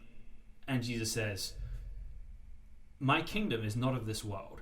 If my kingdom were of this world, then my servants would pick up swords and they would be fighting, so I wouldn't be delivered over to you. But my kingdom is not of this world." So the idea is that Jesus, as king of the whole world after his death and resurrection, he himself does not govern through coercion. He never used coercion on people. So we as Christians should not use coercion to change people's ideas. They should be left to be able to do that themselves. Then the government has God has given the government a certain job, which is to protect people's freedoms, to punish crimes, and to protect from foreign invaders, to make sure people are honest in their dealings. And it's not to enforce this grand vision of morality on everyone else. It's just there to do a certain mundane job. And then the church's job is there to push against the culture, to push against people's morality and immorality, and to help them look more like God through personal transformation. And those people who are transformed will hopefully go on to make better laws. So it's really the fight of Christian ideas in civilization is not about trying to take power and take over. It's about trying to win hearts and minds. And any idea is like that. It's unfortunate because, I mean, that's a lovely idea, but it is an idea. And the other thing I want to share with you is I think that humans, the human race, has not evolved. We are not evolved. Agreed. We still kill each other for money and power. How different are we from people who lived back in the caves? Oh, now we have cell phones and fancy cars and computers. But then when it comes to power and money, we would murder each other for that. Animals don't do that. Animals would only kill if they want to eat, or to protect themselves, but they wouldn't go invade someone else and kill and do a power trip and all. So humans need to evolve, and unfortunately, and I hate to be this pessimistic person, it seems like we are kind of going towards a not very good direction, especially with what's happening with the ecosystem right now and, global warming and all of these things. I feel like things are going to get a lot worse before humans, wake up to evolve that we exist to coexist. We're not existing as individual powers. And I feel like it will take a lot of loss in order for humans to get to that point. This is just an idea again. Well, it really it's a depressing one. Well, I think that there's two sides of it as well, because with the climate stuff, obviously we need to take care of the world. One of my concerns in that is that people tend to use crises to take power as well. Yeah. And I'm more worried about the West centralizing power than I am about India and China's carbon emissions. Because if we want to say, okay, we have 12 years to fix the world or we're going to die, then suddenly it's very easy to get into the ends justify the means. Well, look at India and China, they're putting out all this carbon and they don't stop, so we have to use force, otherwise we're all going to die. I don't think anyone's actively planning that at this point, but I'm more worried about human power than I am about... And that's a very, very valid concern, and it is a very valid idea, seriously, because we could be hearing this other side, and this idea has been a propaganda by certain people because they want to push a certain agenda. Absolutely, I totally see it. But at the same time, we could also be suffering from, powerful people who want to generate a lot of wealth for themselves, disregarding everyone else and how their methods of generating wealth is impacting the rest of the world, and you know, like I was watching this show the other day on Netflix, and some people love it, some people hate it. It's the Hassan Minhaj. Oh yeah, Patriots Act. I've seen. Did you couple. see the episode of the cruise ships? No, I didn't. Oh my goodness! I saw that episode. I'm like, I'm never going on a cruise ship again. The amount of waste those generate, it's horrific. It's awful. And so, like, I never knew that before. So this is just a small example, you know. It's just a small example of where do they dump their waste? They dump it into the ocean. And how does that impact the cycle of everything? I mean, as someone with, again, biochemistry, cell biology, you know, scientific background, when I hear these things, I can see how everything is getting affected. I can see the cycles being broken, how things are deteriorating, right? So, like, it's frightening. So, yes, you're right. And this idea is right. Your idea is right. It's just, how do we know? Right. How do we know which to troop for? Well, I think we have to find solutions to the world's problems without centralizing power too much.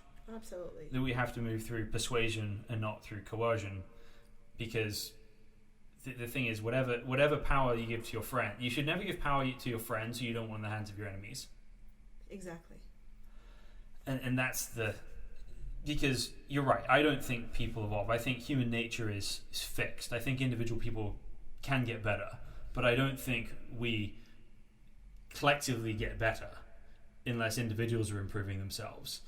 And you think that could only be done through the power of, like, for example, the church or like a religious power?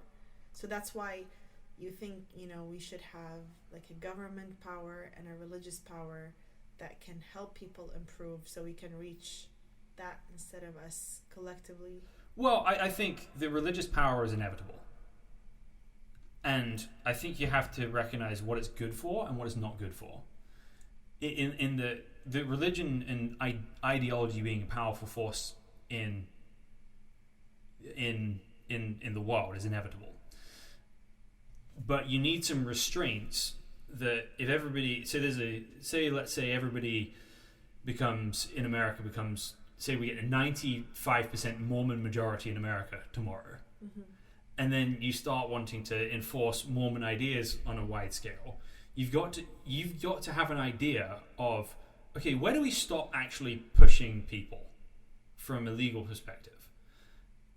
So in my set of ideas, I don't want to get to the point, if I became king of America, I don't want to get to a point where I'm using coercion to change the way people live. There's some laws that you have to enforce, and that I obviously want enforced from my worldview. Mm-hmm. But you can't do everything. And even in the Bible, even in the Old Testament, when everybody's ruled by this religious government, there's still a separation of powers. The king and the priests have different jobs. The king can't do priest stuff, the priest can't do king stuff. And some things are laws, but not everything that's a sin is a law. Yeah. So, for example, in the Bible, being drunk is a sin. It's not a crime. Yeah. Now, if you're drunk and negligent and you kill somebody, that is a crime. Yeah. Because it's impacting somebody else. Yeah. Some kind of similar, well, it started out like that in Islam, but then people started to pray while they were drunk. And then the Prophet was like, don't pray when you're drunk. You're supposed to be sober. So he was just like, okay, no more drinking, period.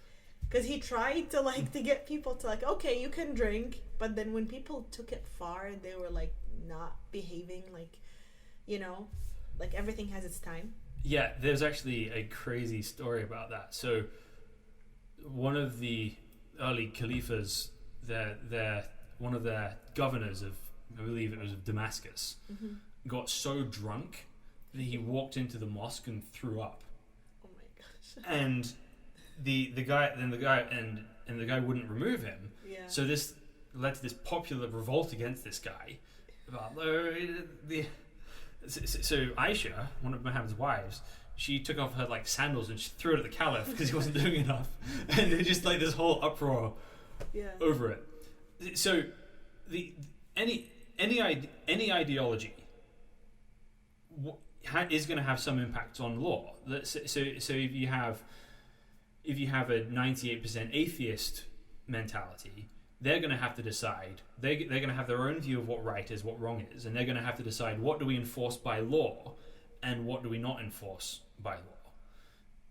So basically, I take the life of Jesus as kind of my brakes, as, okay, this far and no further.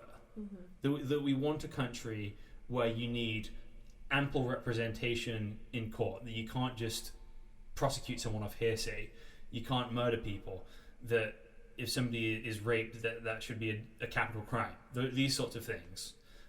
But things like if somebody had a dissenting opinion, there's no law prohibiting that. There's no laws against not being a Christian or what you eat or what you drink. There's got to be some set of laws, but my goal is to win people and see people change through persuasion, not through coercion, because I don't think it makes ideas stronger.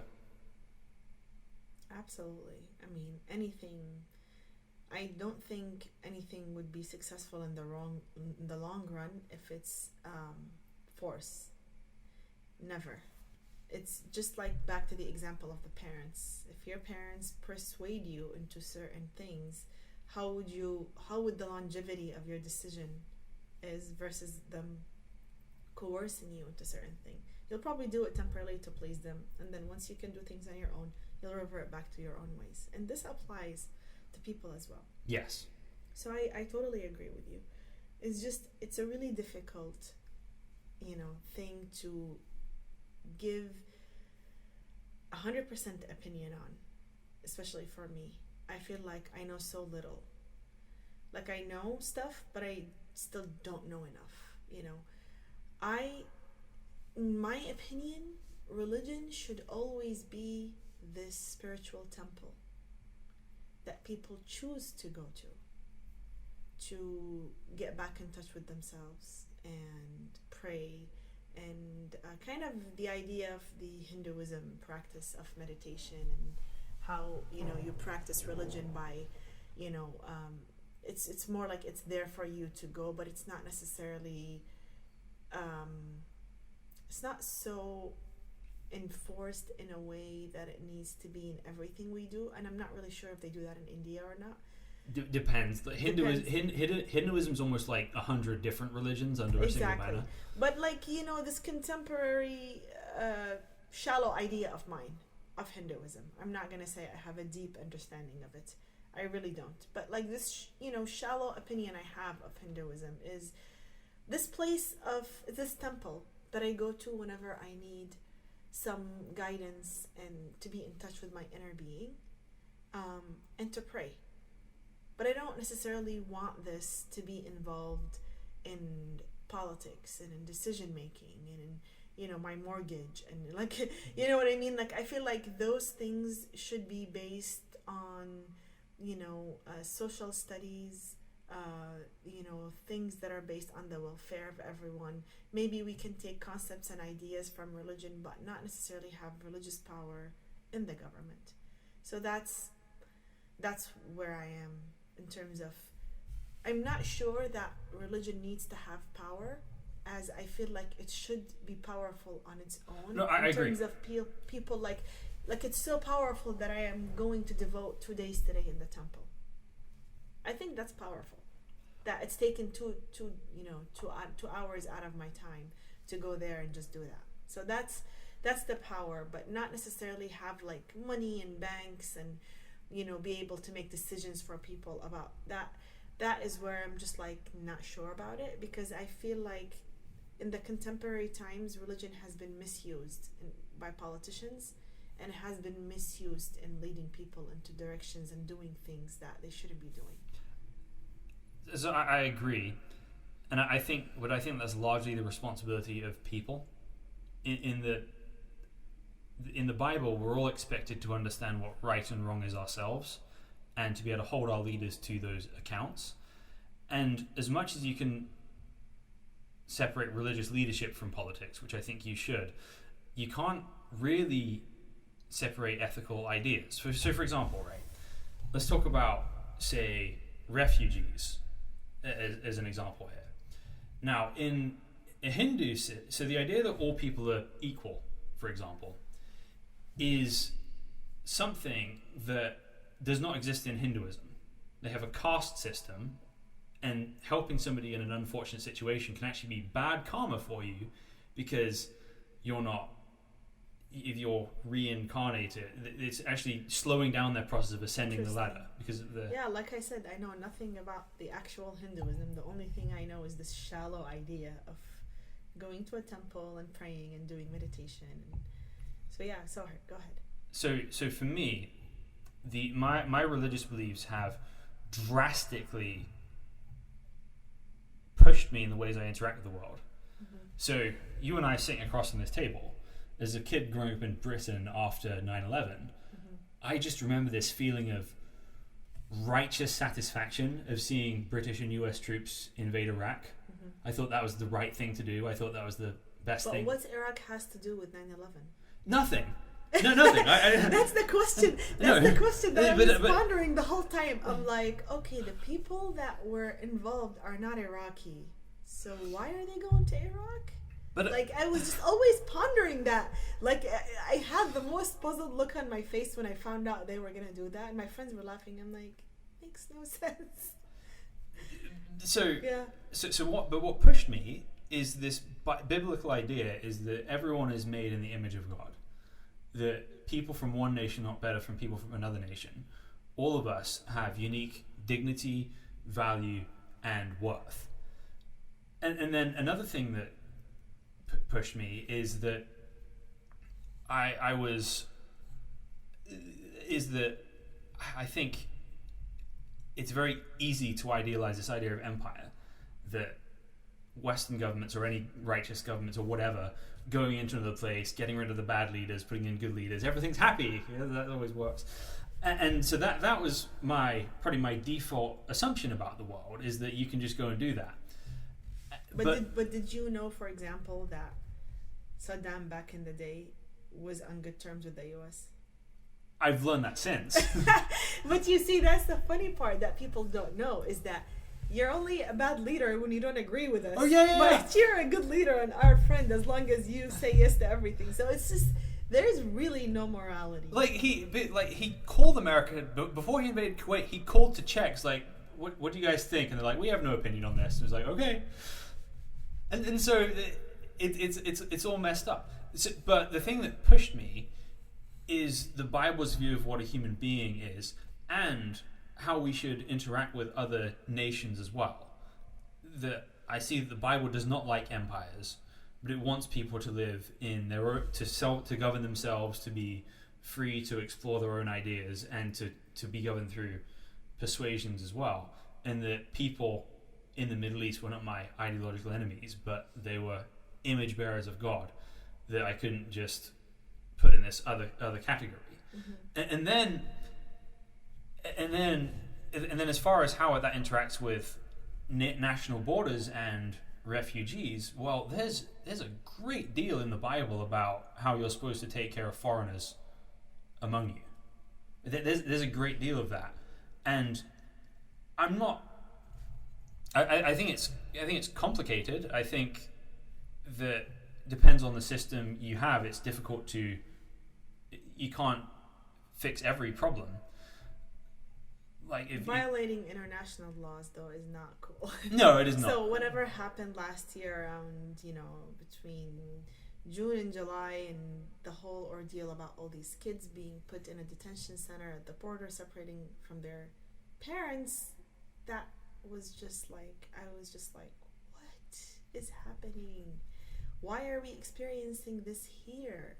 In what God's name are we doing this? Like, this is so inhumane. And even the law itself, from my understanding, and I'm not an expert, is that only if someone committed a crime, you would do this to them. But these people didn't really commit a crime. They just crossed over asking for refuge.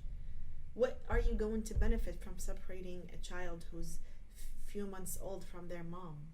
Like, some of these kids were still nursing. Yes.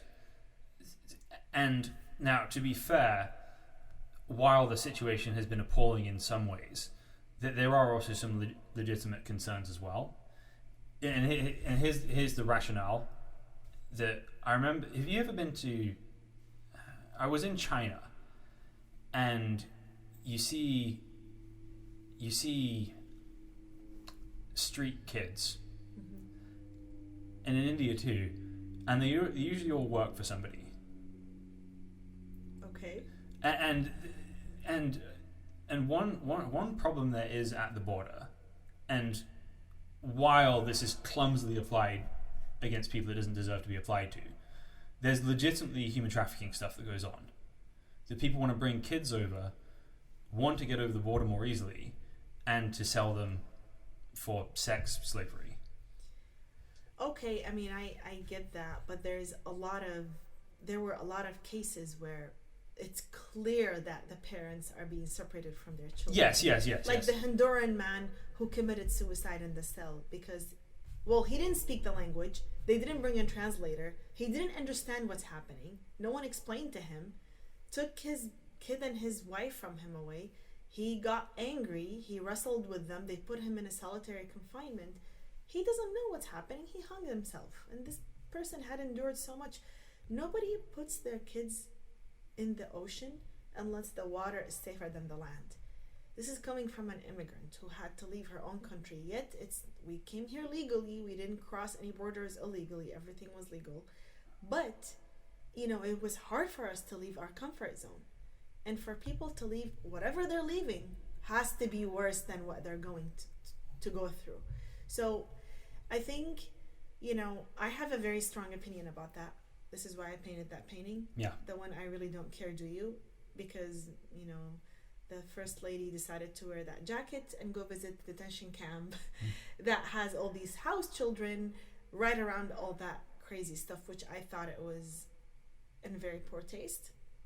And so I created that painting, and that painting was just generating a dialogue about how when politicians who are in power, who want to, push their agendas, who really suffers? It's children. Even if there is human trafficking, even if there is, there are children. Those kids are innocent. How is it beneficial separating them from their moms? Fine, you suspect that? Put them together and then interrogate the mom. Yeah. So there was a lot of things that have been just done wrong and outside of any nation law. Like, there were rules that have been violated internationally. Human rights.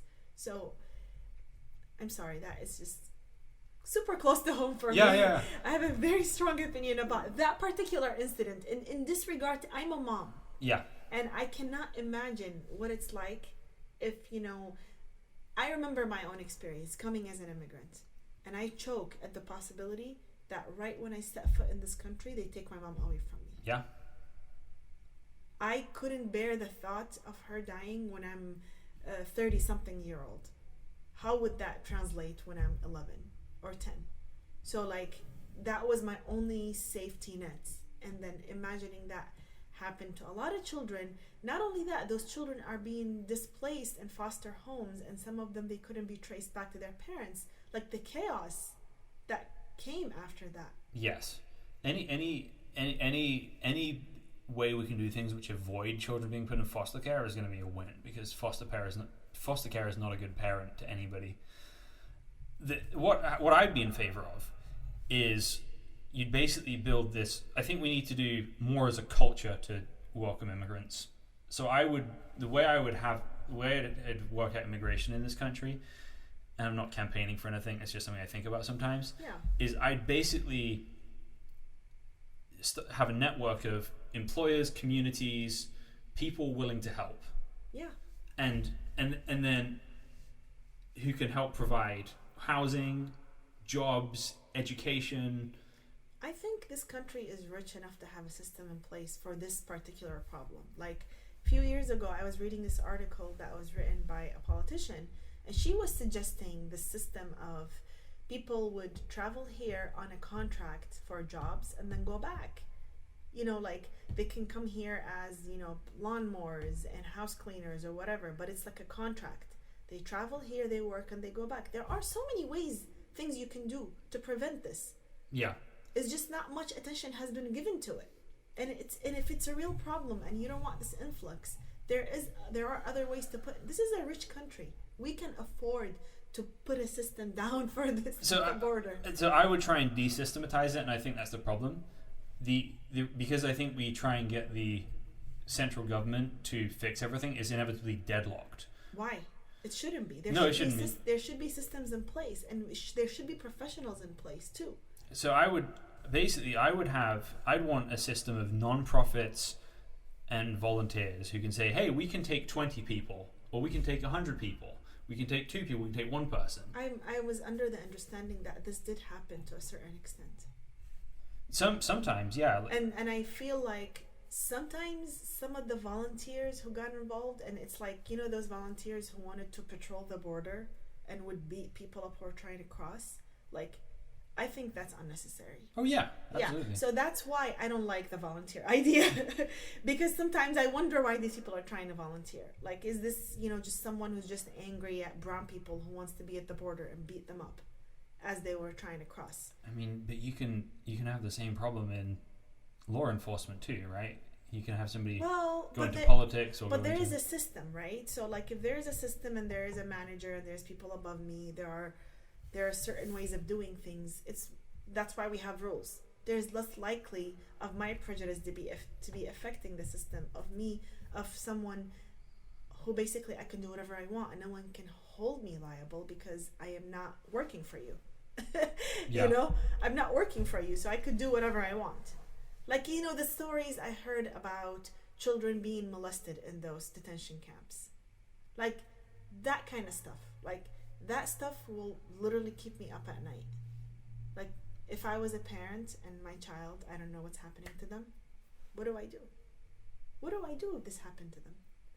Like, how can, like, it's really hard to think about these parents who are thinking they are doing the best for their children by coming here. You know, and there's also things about enabling foreign policy to the cartels and the problems that are happening in those countries as well, that are driving this influx of immigrants. So there is a multitude of things that we can hyper focus on here, but then there's also foreign policy that can possibly affect what's happening. Yeah. And stop these things from, stop these people from coming in. Yeah, and I think the biggest switch for me is when I was 15, I'd have probably seen an influx of immigrants as a threat to my culture. But as I've well, and it's understandable, right? Because you have people who come from a completely different background into this new nation that has everything different people who look different, they speak different. You know, everyone is feeling weird. You're not comfortable because these people look weird and they're invading your area and you're used to things being a certain way. And they're don't know what to do. They're like blindfolded, trying to speak the language, make some money to live, feed their children, be safe. They ran away from a place. So I understand your point of view totally, because, you know, they could seem to you like they're coming to take the opportunities that could be available to you, you know. But that is 15-year-old me. Yeah. So as I grew, and as I grew in my faith, I believe the Bible says that God has a plan to bless every nation on earth. Yeah. All the tribes, all the nations, all the families. So I believe God wants good things for the world, and by getting to know people from all over the world, I can get to be a part of this grand vision for what can happen in the world. And instead of seeing immigrants and people here as a threat, I can see that as an opportunity. Both that I can, as I meet people from other cultures, they're both a blessing to me and I can be a blessing to them. I think we need to get accustomed to the idea that with all the changes and the new world order that's happening, we are going to have to accept we already are in the process of accepting the notion of immigrants.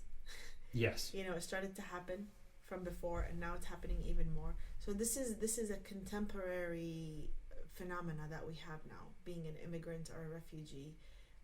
That's going to be normalized. It's going to be normalized even more and more, and it's because of all the power shifts that are happening in the world.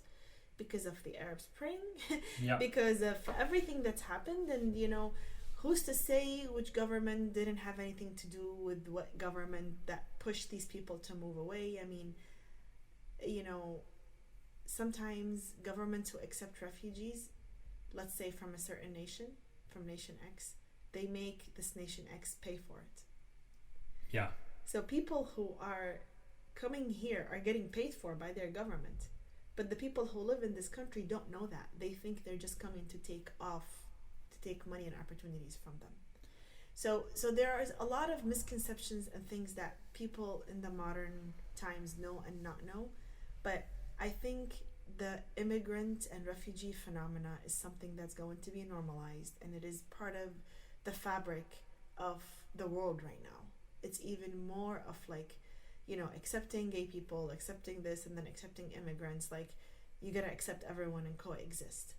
And this is something that 20 years ago wasn't as normal as it is right now. And I think one of the big challenges in that is being able to hold on to cultural distinctives and enjoy and celebrate those things, and not just get sort of assimilated into some sort of global society. Yeah. Because, and I think that's what's so great about what you're doing, is that you're keeping art and culture alive through your work, and you're not, and you're kind of defining yourself. You're not. You define yourself by being Hiba, not by where I'm from or what I do, or it's just this is who I am. Yeah. Pretty much. Yeah, in that you can still celebrate where you're from, and you can still celebrate. And I do. And also to that point, I mean, ever since I remember, we've celebrated Christmas in my family's house back in Iraq. We've had a Christmas tree every single year. And we went to like a Christmas party where we got gifts and everybody danced and music. So this was, and we used to go to pray at the local church in Baghdad. I don't know if it's my family or what's happening, but this is how it was back when I remember Baghdad in the 90s. People were very intermingled with the Christian faith. So our neighbors were Christian. They're always at our house. During religious holidays, they come celebrate them with us. For their Christmas, we, you know, celebrate it with them. And, you know, it was always easy. I've never had someone in my household say, oh, this person is so-and-so, or like, they're bad. No, never at all, actually. One of my mom's cousin, he's married to an Iraqi lady who is Christian, and he's Muslim. But he doesn't really practice. He drinks and he just doesn't care. But you know what I mean? Like, we don't have this, like, you know, constraint on, like, differences. And that, I think that does do a lot to who I am now today. Yes. Me coming from such an open-minded household. And that's part of the worldview behind everything as well. Because ultimately, you come from an open-minded worldview. So you want diversity, you want people to be able to experience and meet each other, and yeah. But that is not every worldview. No, it's not.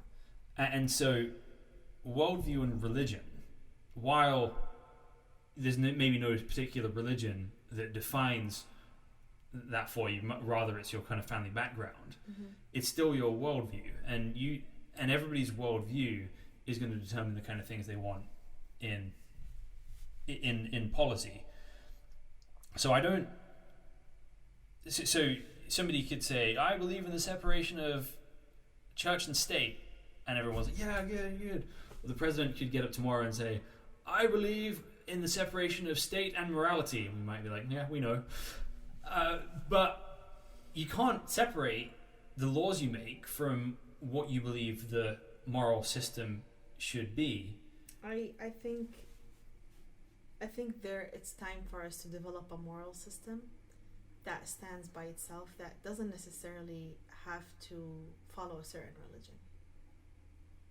There has to be like a humanity system in place that people can come to agree to, whether they are religious or not, whether they follow the same faith or not. Because you do have, because of the diversity and because of how everyone comes from a different background and they have different beliefs, it is important to find that one thing that unites them. and not that make them feel that they're different, because what might, what some rules that might be influenced by Christian faith are not going to be resonating with someone who has a Jewish faith, for example. So separating that from government and power and politics is very important, in my opinion. But even then, right, you've got this common code of humanity that you're not always going to have agreement on. So even by saying common code of humanity, there's an assumption in there that all humans are equal and should have equal dignity under the law, regardless of religious practice. Yeah. But that isn't a universal idea. Why? Because, again, in Hinduism, you have again the idea of the caste system. But then it's Hinduism. That's my point. But if you separate a religion, if you say, I don't want to hear about faith or religion, let's just establish a system that is good for humans, and then if you want to pray at your church, temple, mosque, do whatever you want to do, this, that's your own personal thing with your God and divine and guidance. But let's separate that from this. Then we would prevent such as the caste system that Hinduism have. And there is somewhat of a battle for that in India. But even then, what you're appealing to is reason. You're appealing to everybody's reason for morality. That put religion aside, try and think about what's reasonable. But we differ on that as well. But they're following the Hinduism religion. Yes, but even say let's take God out of morality. Let's come up with a conclusion. All people should be equal under the law. Well, why? What is there observable in human nature which makes us all equal? We're not all as beautiful. We're not all as, that's subjective, obviously. We're not all as fast. We're not all as intelligent. We're not all as strong. We're all different. Equality is not something that's observable. It's something that you have to believe about people. It's not something that's deduced from biology or physics or anything like that. It's something that, to say the child is equal to the adult, that the man and the woman and the handicapped person, to say that they're all equal is a worldview belief that doesn't just occur to us naturally. Yeah, and of course, this is a very general thing to say that everybody is equal. I mean, to a certain degree, yes. People are equal to their rights of being able to sleep in a safe place and drink, have access to clean water and have food on the table and good health, basic human rights. But if, of course, when you get bogged down to it, there has to be differentiation, for example, based on, just like when you apply for a job right now. Everybody is equal, but it depends on your experience, right? It depends on if you have been educated in that area or not. So I guess it's situational, you can say. It's depending on the situation. But in terms of governing people, I think if we want to be fair to everybody, given how diverse our societies are becoming day in and day out, it is important to establish some sort of a government that is not affiliated with any religious entity. It's a fair idea, I think. Religious entity, agreed, but it has to come from a worldview. And so, in my mind, yeah, if we can get too philosophical on worldviews, I could see how this can swing so wrong. Yeah. Yeah, I know exactly what you mean, because some people's worldview is me. Right. Right. So and I totally those people get it, generally become politicians. Just for that reason. Yeah. That's true. You're right. Yeah. I mean, layman's terms. Yes. Yeah. So for me, the society I want to live in is a society where no one's forced to believe what I want to believe, But inevitably, what I believe does impact the kind of laws I want to see made. And I think that's, depending on what you believe, that's generally a... Don't we already live in a society like this? Well... Not good enough? Not good enough. But I think that's good, though. Yeah. Because imagine if we have 100 other people like you with so many different faiths who want the same thing as you. Can you imagine how crazy it would be to pass a bill or a law? Because everybody wants it to be influenced by what they believe and their moral views based on their religion. Well, yes, so but... there has to be a level of difficulty there. Yes, but the part of what I would say is the way that my worldview works. I think you don't have to agree with everything I agree with in order to find my way of life compelling. Yeah. So, for example, from the Protestant Reformation in Europe, that brought about education, limited governments, nation states, accountability of leaders, and technology and economy. That comes out of the Protestant Reformation in Europe, going from Germany to Geneva to the Protestant nations like Germany, England, then later America, Canada, Australia. Mm-hmm. Now, if you look at where the most desirable countries for immigrants to move to, it has been those countries. It's been the countries that have been influenced by the Protestant Reformation. Mm-hmm. So if people want to come and they want to have freedom of expression. Now, I believe in freedom of expression because I believe that's what Jesus wants. Now, you believe in freedom of expression because you're an individual and you've experienced what it's like not having that. Mm-hmm. And so you and I, we could make a law together that says we're free to express ourselves because we both want that. Yeah, but it's not always such a happy accident. Oh, no. You know what I mean?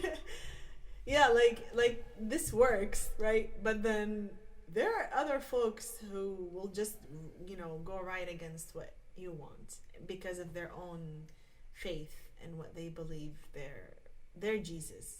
Because I know even in Christianity and Catholicism and stuff, there's different kinds. Oh, yeah. I think maybe your Jesus is different than their Jesus. And so like you can also get, that could be very dicey, It's good to want to see what you morally believe, and what your religion and, living your life that way. You want it to be integrated in how it affects society. But at the same time, when we have such a diverse society, it's a little bit crazy because we have so many different religions. Yes, but however many religions you have, you have to have a host culture. So what I'm saying is, in order to have a multicultural society, you have to have the culture at the basis of it, saying we want other ideas to be able to freely express themselves. So if you have that culture, then you can have that initial culture which believes in diversity. You can have that. If you have a host culture that does not believe in diversity, you like, say, old school Saudi Arabia, don't want to throw any of the current government under the bus because we'll see how they do, then people from all different cultures and languages and worldviews are able to go there, but there's some things they're not able to say because the host culture there is this Salafism, which says no criticism of the regime or the religion can be tolerated at all. Yeah. So you have to have a host culture which welcomes different ideas that it doesn't agree with. And I believe that historic Protestant Christianity has done that. Now, for me personally, you talk about these different versions of Jesus. Mm-hmm. Yeah, and I'm far more concerned about people twisting who Jesus is than I am from people who don't believe in him. Mm-hmm. I think a co-option of Jesus is much more dangerous in my world than Muslims, atheists, Nazis, anything else. not to loop those all in together, but what I'm saying is I'm not worried about other ideas that are not me, that are not Christians coming in and destroying me. Because you're more concerned about the faith being authentic. Yeah. And actually having a true message. And if I feel like I can share that with you in terms of Islam, I'm also more concerned about like ISIS don't represent Islam at all. What they did, what people of ISIS did, that's just awful. The whole thing is awful. The whole thing is wrong. All of it. It has nothing to do with what Islam says you're supposed to be doing. They're people who, I don't know, they're a bunch of assassins. I don't know what they are. But like, I share the same thing with you, is I'm more concerned with people who are ruining the image of modern Muslim in this world than people who are on the outside necessarily. Although Islam is really under the heat more than any other faith right now, has been for the past 20 years. Yeah. But like it's important also how Muslims do appear to others, right? So, showing that, and I'm glad that person that you went out with ordered a red wine, because he's showing, hey, people, even back home, people drink all the time. They're just like normal folks, just like everyone else. They have their days where they feel bad, they pray, ask for forgiveness, and they have their days where they just enjoy themselves. It's just, they're normal folks, just like anyone else. They want to pay their bills, go to sleep, go to work, buy a nicer home. That's it. And that's largely what this the hope of this podcast is, that instead of just talking about high-minded religious ideals, which is important to talk about, that people get to see and experience that it's the Muslim world is not monolithic at all, and that there's a whole range of people to meet and talk to, that if you stick to prejudices and fears, that you'll just not experience. Absolutely. Yeah. And I've been blessed with previous opportunity like this at one point to speak at a panel, to also discuss Muslim women in art, and it was me who paints nude figures and it was another woman who's a dancer, and she wears hijab, but she is a dancer, she's a ballerina.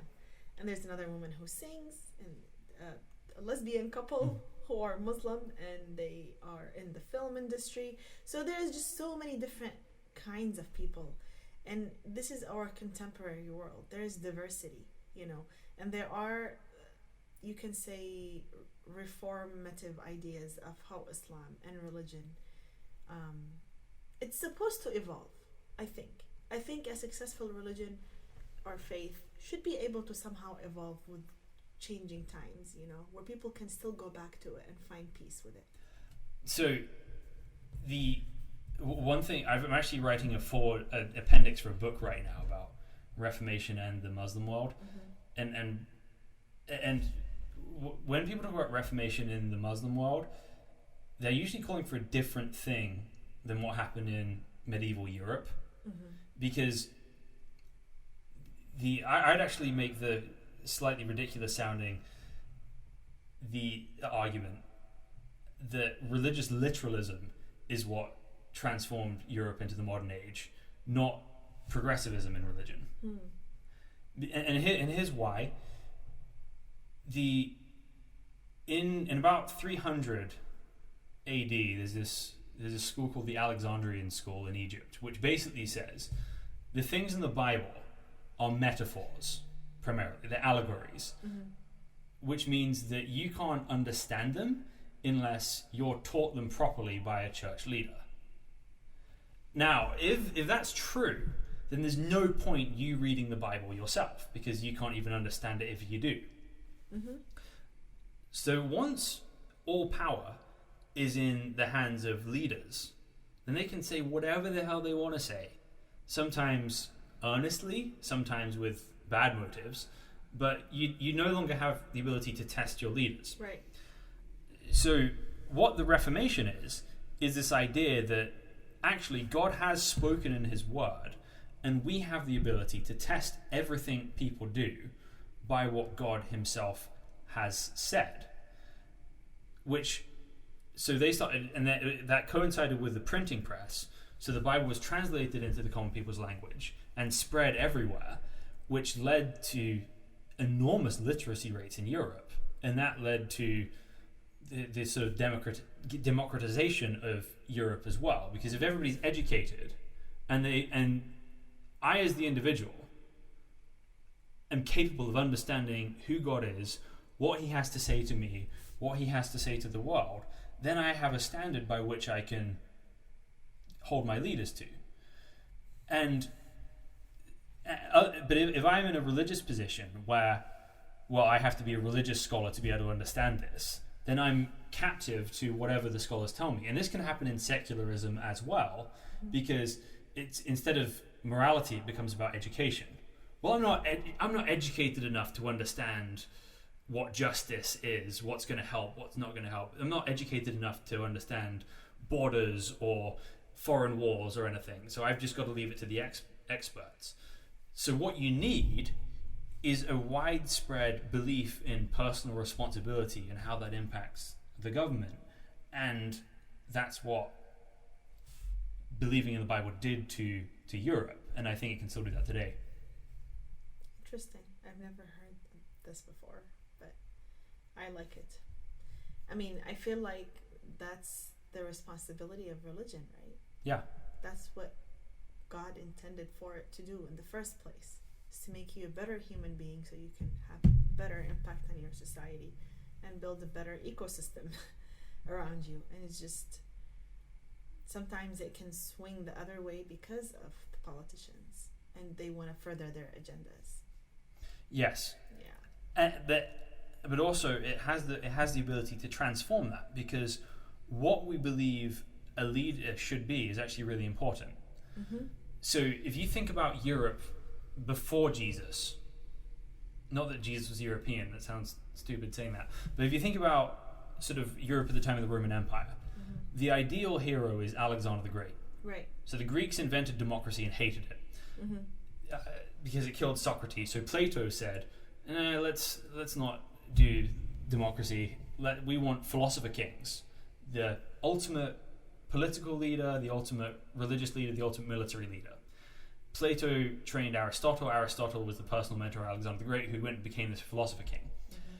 And if you take a view to Islamic history, where Muhammad was the supreme military, political, and religious leader in his time, and I think you can make a very good case for that through the Charter of Medina, mm-hmm. and you believe that's what the caliphs were supposed to do as well, if that's what you idealize as your leader, then what are you going to get? You're going to get people who are trying to be the ultimate religious leader, the ultimate political leader, and the ultimate civil leader. So you get men like Saddam Hussein and others who are always trying to give this appearance of, I'm the best Muslim, I'm the strongest warrior, and I'm the most competent governor. I don't remember him being much into religion, really. I think he was more like, he was of a Sunni faith, but everybody in the nation knew that he had nothing to do with religion. Oh yeah. But I think he's still. Yeah. I'm not saying he's a seriously religious man. I'm just saying he still, even then, he will make these overtures to religion, because that's how people are trying to position themselves. Yeah. And if you have that, if you have this sort of military, if you have this military ideal of what a leader is, then ultimately strength and power are always power. Greatness looks like dominating your enemies on the battlefield, mm-hmm. and then bringing order through competent governance, all while being pious and righteous. Yeah. And that's how most dictators and bad leaders try to position themselves. Whereas Jesus says, when he's talking about leadership, whoever wants to become greatest among you must first become your servant. Mm-hmm. And so if you look, so the idea there, that's kind of what Ahlul Bayt, like what the Shia Muslims believe in, the the son, the daughter, and her husband of Prophet Muhammad and their kids. That's what they did. They were more of servants, and they were lived super humbly, like near starvation, kind of. Yes. So if you compare Ali's Khalifa time with the others. They see that others lived a more comfortable life, where he was doing that Jesus practice, basically. And a lot of times when the Sunni attack the Shia, they say, you follow a lot like the Christians. You have a lot of stuff similar to the Christians. You do this, you do that, you whip yourself up because of how the Hussein was killed. I don't know if you're familiar with the story. So it's interesting you brought that up, being a servant first before a leader, because I remember this was the teaching, actually. This was one of the teachings of Prophet Muhammad, is that you're supposed to be that way. But if I recall correctly from what I read, is that there was a lot of money around in politics, and so it was hard to get everyone on board to be like that, because some people at the time joined Islam just because it would serve their businesses better. Yeah. Well, I mean, it's there from so if you read Al-Tabari, there's this leader of the city of Taif who's considering, his city is besieged by the Muslim forces, and he's offered, okay, well, if you become a Muslim, I'll return your wife and family back to you, and I'll give you 100 camels. There's financial incentives from the beginnings for tribal leaders, and it's something that's used to forge the early Islamic, and so you do have all that in there, but you're right about the Hussein and Jesus parallels, because both in Christianity and Shia Islam, and so in Shia Islam, greatness is not necessarily always winning. No. Right, that Hussein willingly goes to his death to sort of make a statement against corruption, and that's what you have with Jesus. You have this willing laying down of his life for the people he loves. Now, we believe in the resurrection as well, so it doesn't end in Jesus being dead on the cross, but it ends with a resurrection. But he's ultimately going there to lay down his life for his people. So greatness doesn't look like destroying others and defeating others, but greatness looks like laying down your life so that others may prosper. Yeah. And if we have a system where not a system, but if we have a culture full of people that believe that is eventually good for government systems. Absolutely. But that does affect how I view government systems. That I don't want the person at the top to fix all my problems. I want him to be a servant leader with a limited scope of what he's there to do, and I'm not looking for him to fix all my problems. He's not going to be God. He's not going to be Satan either. Yeah. I think it's a lot more complicated than what we wish for, unfortunately. It is. Especially when there's a lot of money at hand. And, the motives behind people joining, the political climate. People who have no former education or expertise in being politicians. Then they join and they become politicians and rule our country. So, to be fair, you can learn to lie and steal anywhere. Huh? You can learn to lie and steal anywhere. But